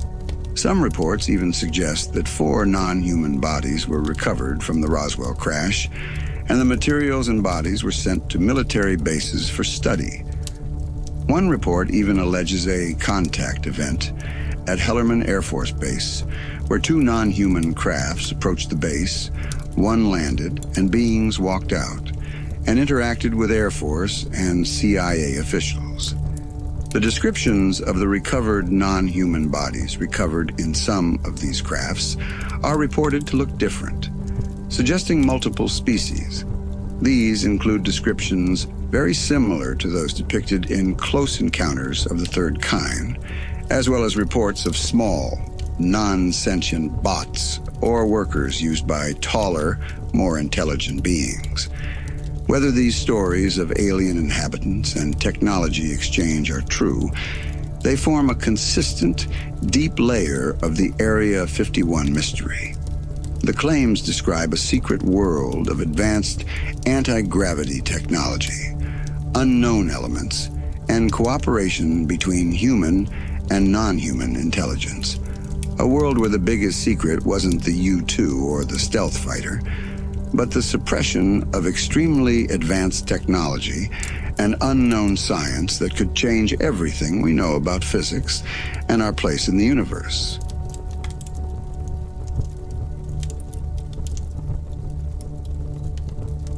Chapter 10: Intelligence Officials and the High-Stakes Disclosure Era.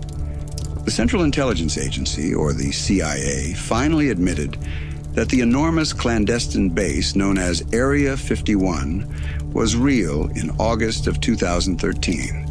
For nearly 60 years before that, the facility had remained officially unacknowledged and disavowed by the United States government. This was a place where, when a new American president took office, one of the first questions people would ask was always about what was really going on there. It was in 2013 that President Barack Obama publicly uttered the phrase Area 51, noting he believed he was the first president to ever publicly mention it. This official admission, largely confirming the early history of U-2 and Oxcart testing, was a huge moment, but it didn't solve the core mystery of the base, because almost everything that occurred in Area 51, starting from the 1980s, remains top secret. And the most sensational claims involve technology far beyond any spy plane. The years following this initial acknowledgement have become known as the era of high-stakes disclosure, driven not just by dedicated researchers, but by highly credible intelligence officials, military experts, and senior government leaders. These individuals, some of whom have held the highest security clearances, are now asserting that the most mysterious sightings of unidentified aerial phenomena are, in fact, real, and they're not man-made aircraft. The idea that we are not alone is no longer a fringe theory. It's being discussed by people with high security clearance who think the public needs to know the base facts. Jim Clapper, the former director of National Intelligence and head of Air Force Intelligence, even went on the record to confirm that unidentified aerial phenomenon activity over Area 51 is real, essentially validating the biggest conspiracy globally that 90% of humanity had written off as nonsense. The reason these officials are coming forward involves an astonishing claim that our country has recovered dozens of crashed crafts of non-human origin since the 1940s, and they've found evidence of non-human bodies recovered from these sites. This is the biggest event in history, and it's real. This information is now central to a high-stakes technology race with adversarial nations like China and Russia. These foreign adversaries are reportedly working hard to reverse engineer elements of this non-human technology themselves. Senator Marco Rubio, for instance, voiced concern that this is a technological competition, an atomic race on steroids, and that if the U.S. doesn't take this seriously, we'll wake up one day and find out China got there first, which would be disastrous. The fear is that the secrecy meant to protect this breakthrough technology is actually hindering American progress, because everything is so compartmentalized that it hurts the ability to get the right people and the right brains working on it. It's in this environment that the controversial claims of Bob Lazar have found new weight and credibility.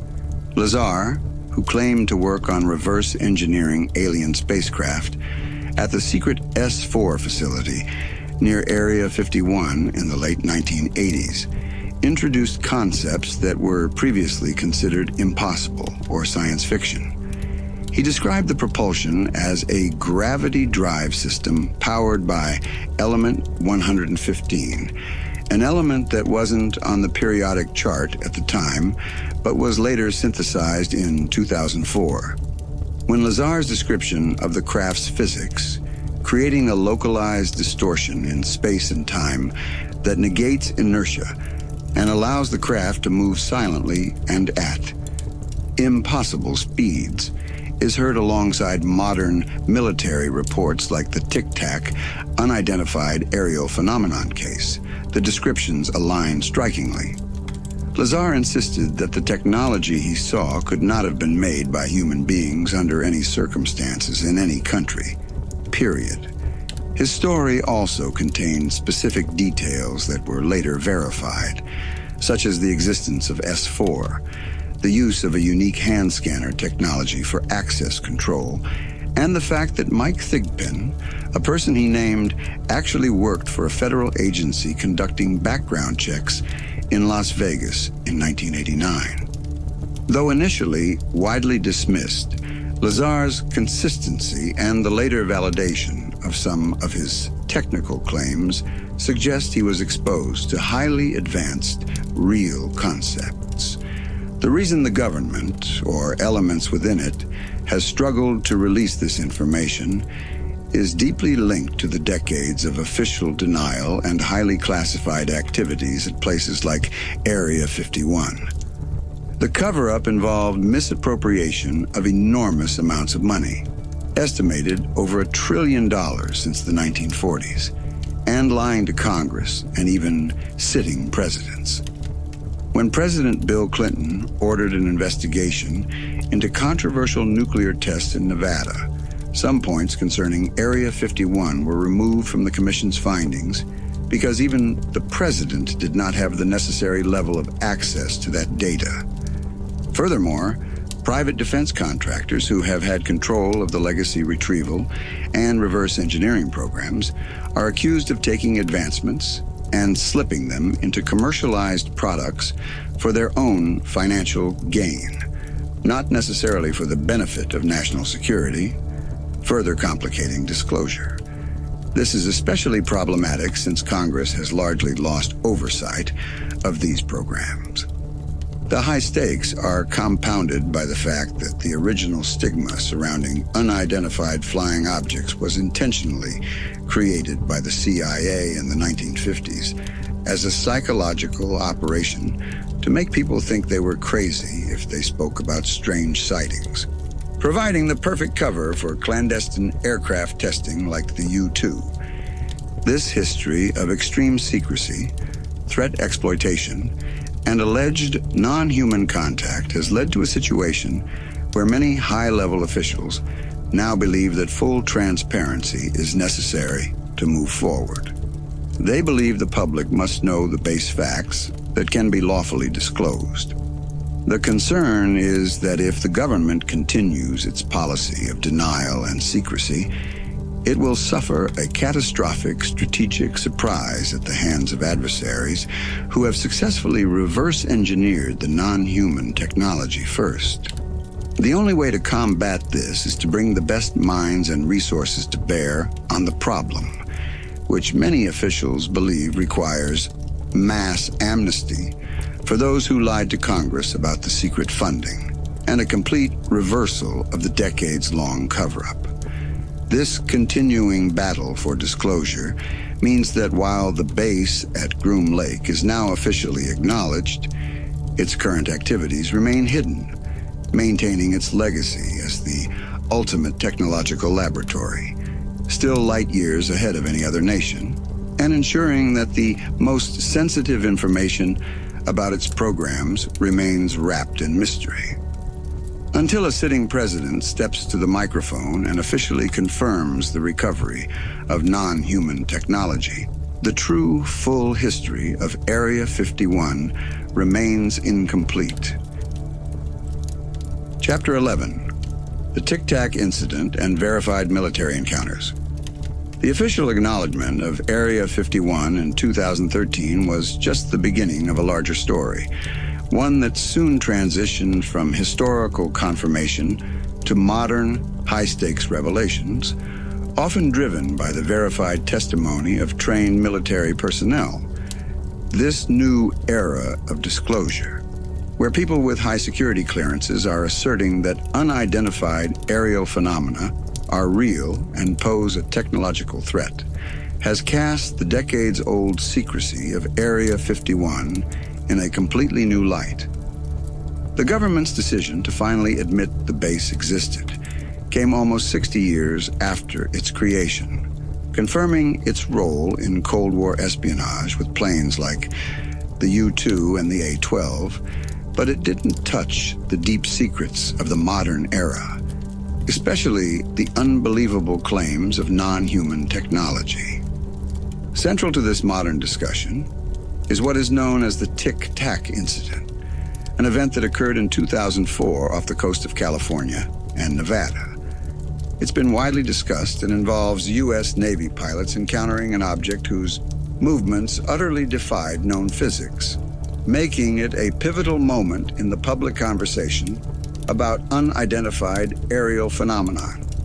The famous Tic Tac UFO case came to light before the New York Times published its article about it, and it involved Commander David Fravor and other pilots off the carrier group Nimitz.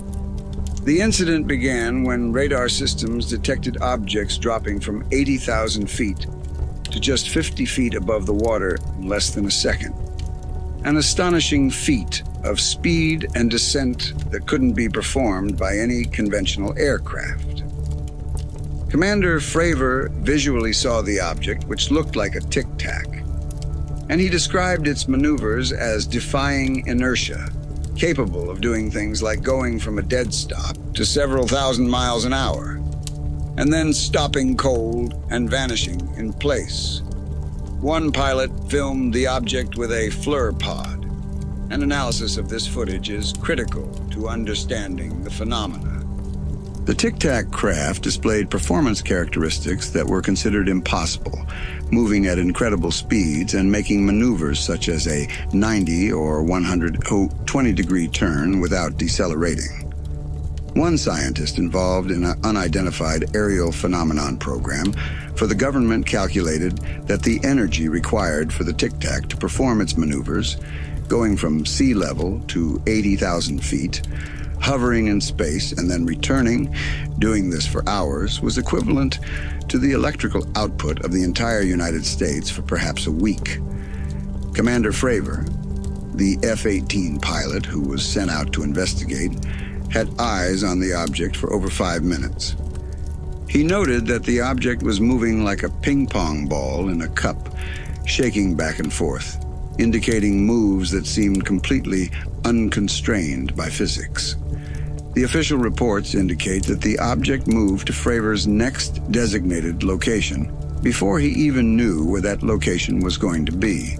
A shocking piece of information that suggests precognition or incredible technological awareness. The Tic Tac incident is often analyzed alongside the sensational claims made by Bob Lazar regarding the propulsion of the alien craft he claimed to have worked on near Area 51 in the late 1980s. Lazar described a gravity drive system powered by element 115, which created a gravitational envelope around the craft, separating it from the external environment. This phenomenon would negate inertia and allow for the silent, impossible movements witnessed by the pilots. When you look at modern military reports like the Tic Tac case, the descriptions of the craft's physics align strikingly with Lazar's decades-old testimony. The technology that Lazar was allegedly reverse engineering was a reactionless drive system that required no thrust or exhaust. Instead, it created a distortion in space and time in front of it, causing the craft to essentially fall forward. This mechanism, he claimed, would bend light and radio waves around the craft because it was encased in its own gravitational envelope, a physics that makes sense of why these objects are often blurry in photos and why radar struggles to track them. But the Tic Tac incident is not alone. It represents one of many verified military encounters that are now forcing the discussion of non-human technology into the mainstream.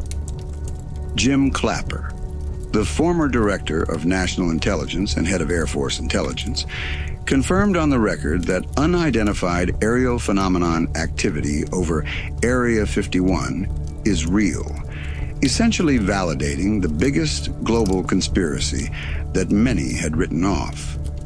Clapper, along with other senior intelligence officials, feels the public needs to know the base facts that can be lawfully disclosed, especially since adversarial nations like China and Russia are reportedly in a high-stakes technology race to reverse engineer elements of this non-human technology. Other verified military encounters have been just as dramatic. For example, reports have surfaced of a giant, unidentified aerial phenomenon the size of a football field that hovered over Vandenberg Air Force Base in 2003, witnessed by a security guard and 5 other security forces members. This official came forward, breaking his silence because he thought it was important for the world to know the truth. Furthermore, high-level officials are now asserting that the U.S. has recovered dozens of crashed crafts of non-human origin since the 1940s, including non-human bodies recovered from these sites, which are reported to look different, suggesting multiple species. The sheer scale of the encounters, like the Tic Tac, and the consistency of the physics described, suggests that the unidentified aerial phenomenon are operating under principles far beyond human capabilities. The concept of anti-gravity or space-time manipulation, which Lazar claimed was the foundation of the alien propulsion system at S4, is the unifying theory that military and intelligence officials now point to as the explanation for the impossible movements observed. This advanced physics allows the craft to move frictionlessly through air, space, or water, making the environment irrelevant to its travel, explaining why they are seen making sharp, instantaneous turns. The reason these encounters are now being highlighted is because the decades of secrecy, much of which surrounded Area 51's conventional black projects like stealth technology, were actually an impediment to national security. Senator Marco Rubio voiced concern that the current secrecy, where everything is so compartmentalized, is hindering American progress in this high-stakes technological competition. The government's long-standing policy of official denial and disinformation, which originally used UFO stories as a cover for testing secret aircraft like the U-2, has created a situation where even military personnel were discouraged or outright mocked for reporting these real encounters. Even before the Tic Tac was publicly known, there were credible reports from the Cold War era such as one from an RB-47 radar operator named Thomas Hanley, who described playing cat and mouse with a bright light over the Soviet Union. Hanley, who was highly trained and working with state-of-the-art technology, was certain something different was out there because it was too fast and too maneuverable to be a normal aircraft. The ongoing pattern of extraordinary speed, silent movement, and physics-defying maneuvers in these verified encounters strongly suggests that the government is dealing with technology that is not man-made. The continued secrecy surrounding these advanced programs, which are often tied to private defense contractors and special access programs, maintains Area 51's legacy as a place of hidden, revolutionary science, suggesting the current secrets are far more consequential than any spy plane or stealth fighter ever was. If the technology described in these verified encounters, like the manipulation of gravity to overcome inertia, were somehow harnessed by a hostile force, it would fundamentally change the balance of power, making the United States, or any other nation, susceptible to strategic surprise. The continued focus on these verified military sightings isn't just about disclosure. It's a high-stakes effort to understand and master a technology that could potentially control the very fabric of space and time. Chapter 12. Congressional Oversight, Private Industry, and the Legacy Program. The story of Area 51, while officially acknowledged in 2013 as a clandestine military installation for testing advanced aircraft, still holds its most profound secrets close, particularly concerning the decades-long management of alleged non-human technology. This deeply hidden part of the history involves a troubling dynamic between the military, Congress, and private industry, particularly the powerful defense contractors who seem to have taken control of what is often called the Legacy Program. For many years, the government's official position on the entire subject of unidentified aerial phenomena, or unidentified aerial phenomenon, was one of dismissal and disinformation. The truth, according to multiple senior intelligence officials and senators, is that the United States has recovered dozens of crashed crafts of non-human origin since the 1940s, and there's been significant success in reverse engineering elements of this technology. These recovery and analysis efforts are part of the Legacy Program, a vast and deeply hidden operation. The problem, according to current intelligence officials and politicians, is that this program has long operated outside the view of the American people, and even outside the oversight of elected officials. The consequences of this extreme secrecy are severe. It's estimated that the program has spent over $1 trillion since the 1940s, and this enormous amount of money, which wasn't under any oversight, almost certainly found its way into the pockets of people who shouldn't have received it, leading to clear felonies like the misappropriation of funds and lying to Congress and even sitting presidents. The secrecy surrounding these advanced programs, much like the secrecy around the early U-2 and A-12 projects at Area 51, was always intended to prevent foreign governments from gaining access to American technological breakthroughs. The secrecy around stealth technology, for instance, was considered comparable to or exceeding that of the Manhattan Project, the development of the atomic bomb. But over the decades, the high walls of secrecy that were built to protect national security ended up creating a dangerous situation where Congress largely lost oversight of these secretive activities.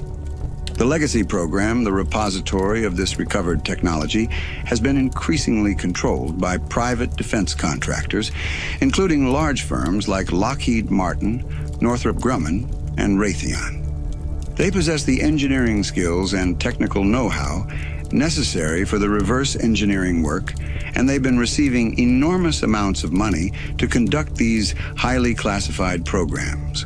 This arrangement ensures that the most sensitive information remains hidden, because even an admiral, when trying to get access to a Special Access Program, or SAP, held by a private industry partner, could be denied access. The danger now is that these defense contractors have been operating without sufficient checks and balances, and there are claims that they have been taking advancements from these highly secretive projects and slipping them into commercialized products for their own financial gain, rather than for the sole benefit of national security. Furthermore, Senator Marco Rubio and other congressional leaders are extremely concerned that this uncontrolled program is actually hindering American progress in a high-stakes technology race against adversarial nations like China and Russia. The fear is that while the U.S. government, due to compartmentalization and excessive classification, is struggling to bring the best minds to bear on reverse engineering this non-human technology, foreign adversaries like China, who are reportedly working hard on their own versions, might be making faster progress.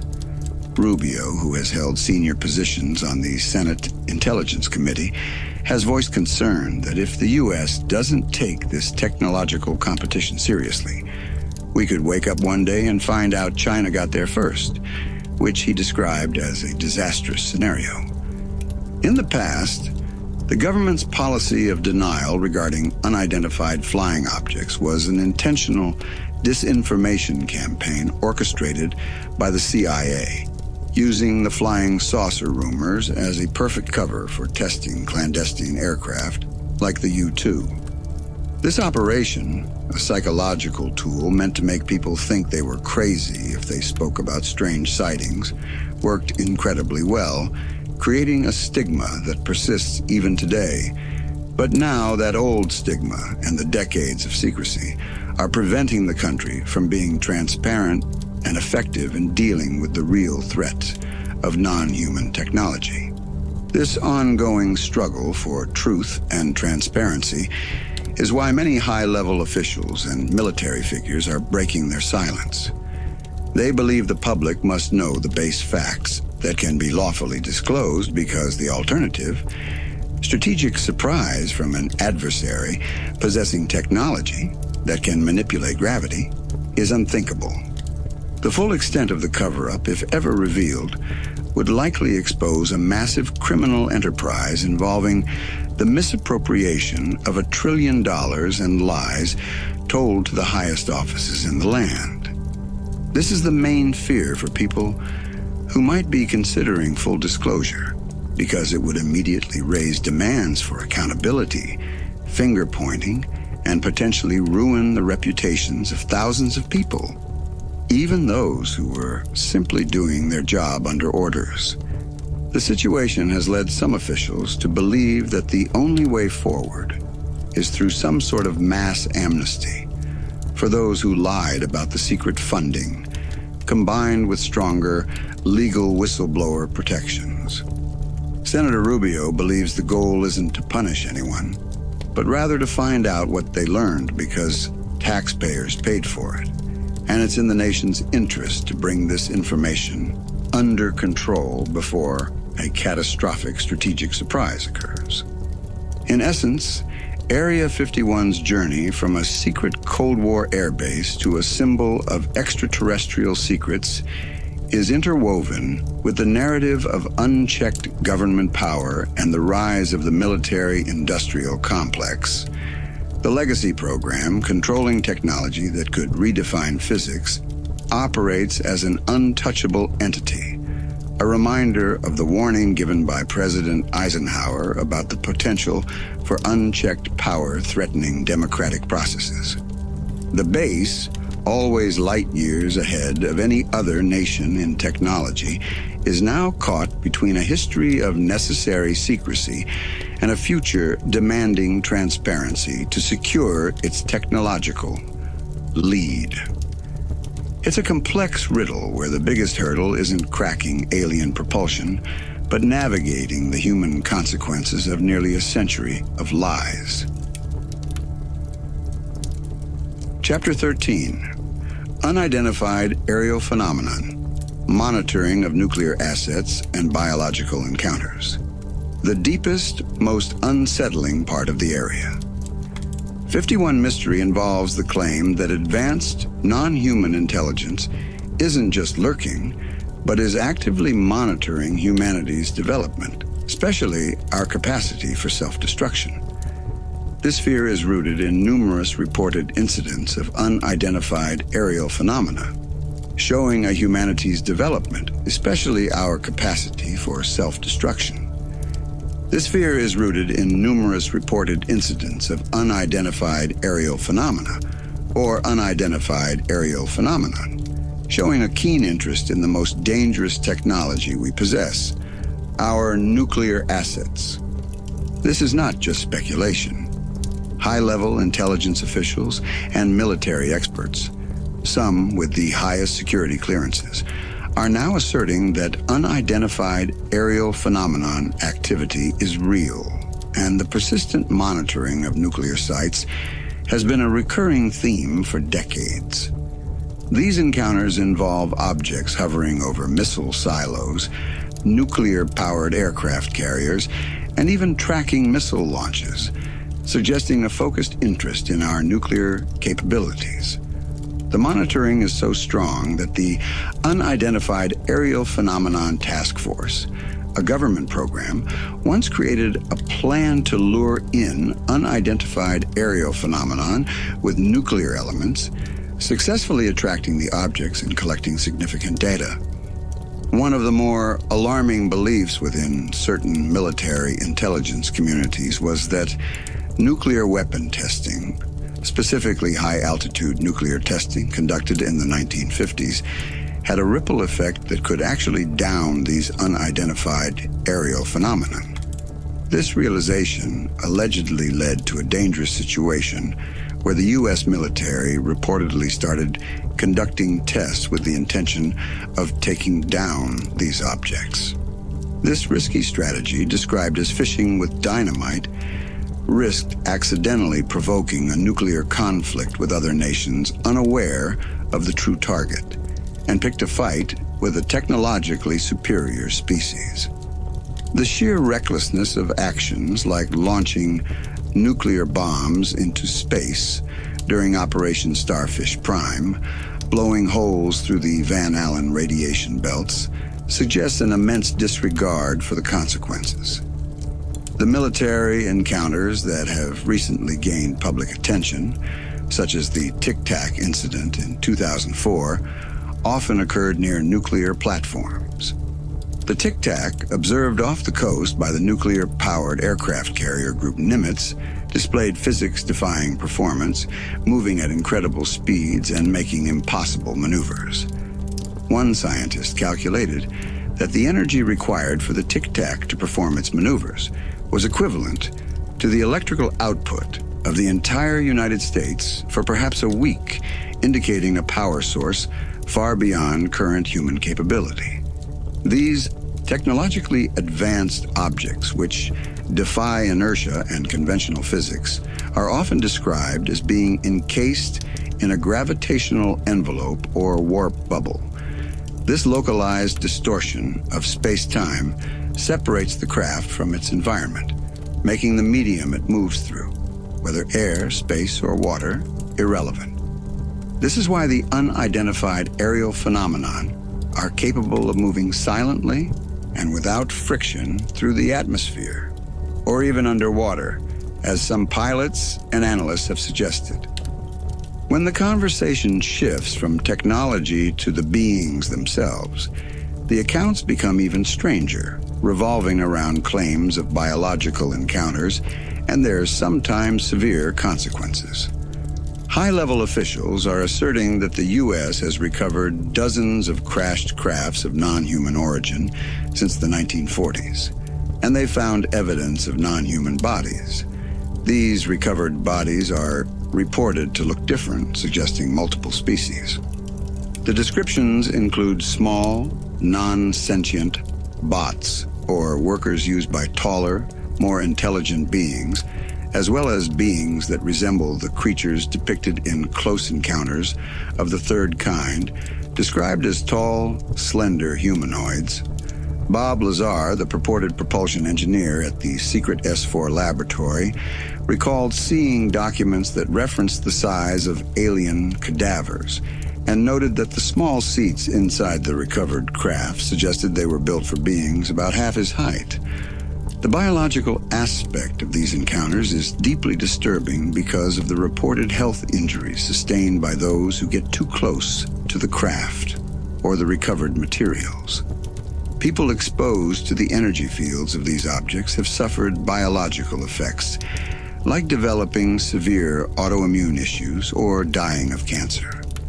This hazard is likely due to the immense energy and potential radiation involved in the craft's propulsion systems, which are warping space-time in a localized area.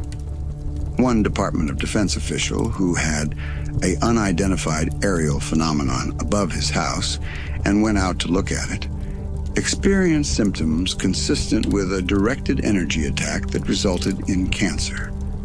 In addition, officials have revealed that military personnel and scientists have been granted anonymous health injury status, a designation typically reserved for victims of Havana syndrome.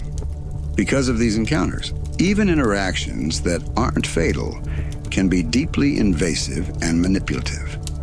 The beings themselves are often described as having no sex organs and being weaker and smaller than humans, leading to theories that they could be synthetic or machines printed from flesh, perhaps created by a more advanced civilization. Claims of non-human interaction also include the possibility of mind control. Charles Hall, who claimed to have interacted with the tall white aliens in the 1960s, suggested that their weapons could be used to induce hypnosis. He recounted instances of missing time after being exposed to an alien weapon that provided a clean shot at his temple, instantaneously inducing and turning off hypnosis, making it possible for him to be manipulated without his knowledge.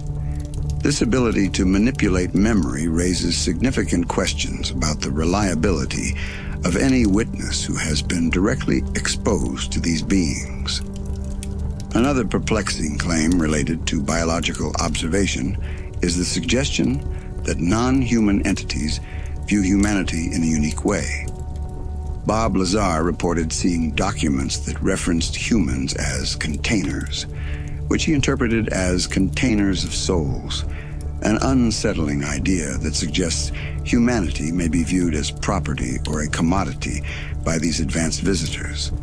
The continued focus of unidentified aerial phenomenon on nuclear assets and the disturbing biological implications of close encounters serve as powerful, frightening evidence that the secrecy surrounding Area 51 and its adjacent restricted zones is based on revolutionary and potentially perilous realities. The high stakes involved, a technological race with adversarial nations like China to reverse engineer this technology, and the potential for strategic surprise are driving officials to demand transparency, asserting that the suppression of extremely advanced technology and unknown science is now hindering national security.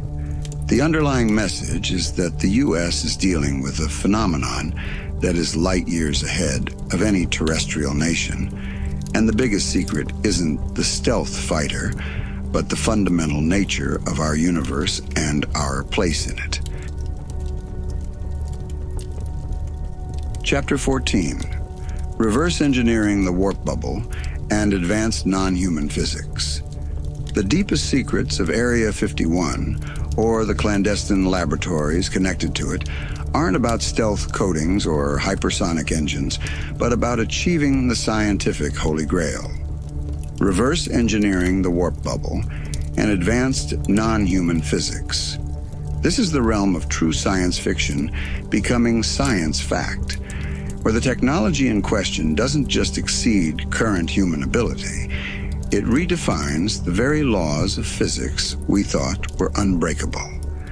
The central source for these extraordinary claims is Bob Lazar, who stated that he was hired at a secret laboratory called S4 near Area 51 to work as a propulsion engineer tasked with the reverse engineering of alien spacecraft and their power systems.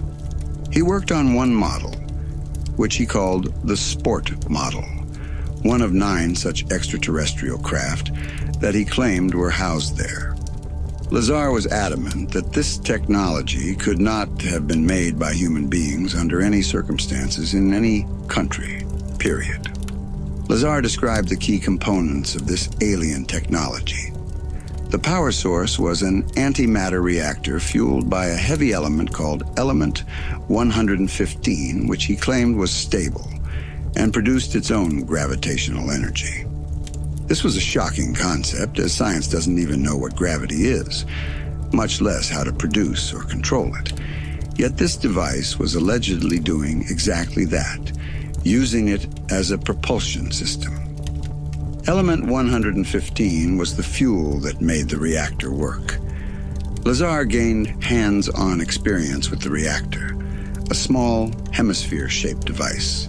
He recalled his lab partner challenging him to touch the sphere on top of the running reactor, and his hand was pushed away just like two poles of a magnet pushing against each other, but with no metal involved. This immediately convinced him that the technology was indeed extraterrestrial. This device literally produced a gravitational field of its own. The propulsion system of the craft, according to Lazar, was a reactionless drive system, meaning it didn't rely on thrust or exhaust like human-made planes or rockets. Instead, the craft created a distortion in space and time in front of it, where space actually bent. Lazar famously provided an analogy. If you put a bowling ball in the middle of a bed and push down on the mattress with your fist a foot in front of it, the bowling ball will roll toward the depression. That's exactly how the craft works. It creates a distortion right in front of it, and the craft falls forward. This concept of manipulating space-time is the essence of the warp bubble idea, a unifying theory now being discussed by analysts to explain the impossible maneuvers of unidentified aerial phenomenon like the tic-tac. Lazar's description, delivered decades ago, fits exactly with the observed performance characteristics of these objects. Silent movement, immense speed, and instantaneous stops.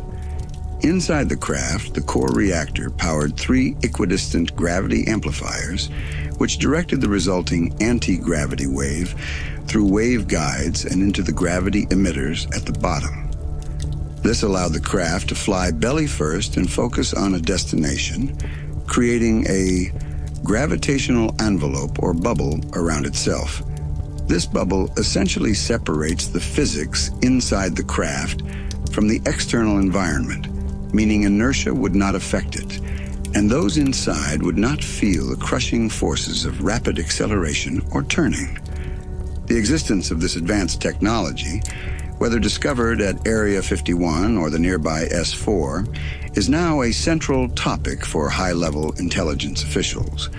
These experts, some with the highest security clearances, assert that the U.S. has recovered dozens of crashed crafts of non-human origin since the 1940s, and they are engaged in a high-stakes technology race to reverse engineer elements of this non-human technology.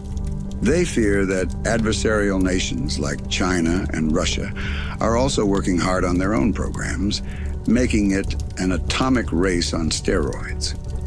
The highly specific claims made by Lazar decades ago, such as the existence of S4, the use of a unique hand scanner technology for access control, and the idea of element 115, have gained new credibility as new facts emerge and are confirmed. For example, element 115, initially a core part of Lazar's impossible story, was later synthesized in 2004 and given the name Moscovium. Furthermore, sophisticated analysis of verified military encounters, such as the Tic Tac incident observed by Commander David Fravor, suggests that the impossible maneuvers are only possible if the craft is encased in a gravitational field, exactly as Lazar described. These unidentified aerial phenomenon are capable of going from a dead stop to several thousand miles an hour, and then stopping cold and vanishing in place. This ability to move without being impeded by the atmosphere suggests they are manipulating space-time in a localized area, separating the craft from the environment. The ability of these unidentified aerial phenomenon to manipulate gravity is seen by many as the key to advanced non-human physics. The idea that gravity can be produced and controlled allows for incredible possibilities, such as force fields and the ability to affect time itself, concepts which Lazar said were referenced in classified documents he read, including weapon programs like Project Sidekick and Looking Glass, which dealt with the intentional distortions of time. The ongoing mystery of Area 51 is deeply tied to the fate of this revolutionary science. Many officials believe the decades of extreme secrecy and suppression of advanced technology were not just to hide U-2 or stealth testing, but to keep knowledge of this non-human physics confined to a select few, especially in the hands of private defense contractors who are accused of taking advancements and slipping them into commercialized products for their own financial gain. The secrecy itself is now viewed as an impediment to national security because it prevents the best minds from working together to master the technology before an adversary does. The ultimate goal of the Legacy program, which controls this retrieved non-human technology, remains the mastery of this propulsion system. If they can figure out how to reverse engineer the warp bubble, humanity could achieve interstellar travel, revolutionize energy, and master the concept of anti-gravity. As Lazar concluded, the biggest takeaway from his story is the suppression of extremely advanced technology and unknown science, the mastery of, which would dramatically change the way the entire world operates, including the economy and our place in the universe. Thank you for spending this quiet time with me as we moved through the long and winding history of Area 51. If this story helped you relax, or if it brought you a little comfort at the end of a long day, please take a moment to like this video. It helps more than you might think, especially with how the YouTube algorithm chooses what to share with others. And if you'd like more gentle stories like this from Area 51 to other chapters of American history, consider subscribing. New videos will be posted every week, so you'll always have another calm journey waiting for you. Now rest easy, knowing our time in the desert is complete. The secrets of the Nevada night stay quiet in memory and imagination, steady and peaceful beneath the stars. Sleep well, and let your thoughts drift as softly as the wind across the empty salt flats. And if you're still awake, that's all right too. Let your breathing slow, let your body settle, and know that the next story will be here, waiting for you soon.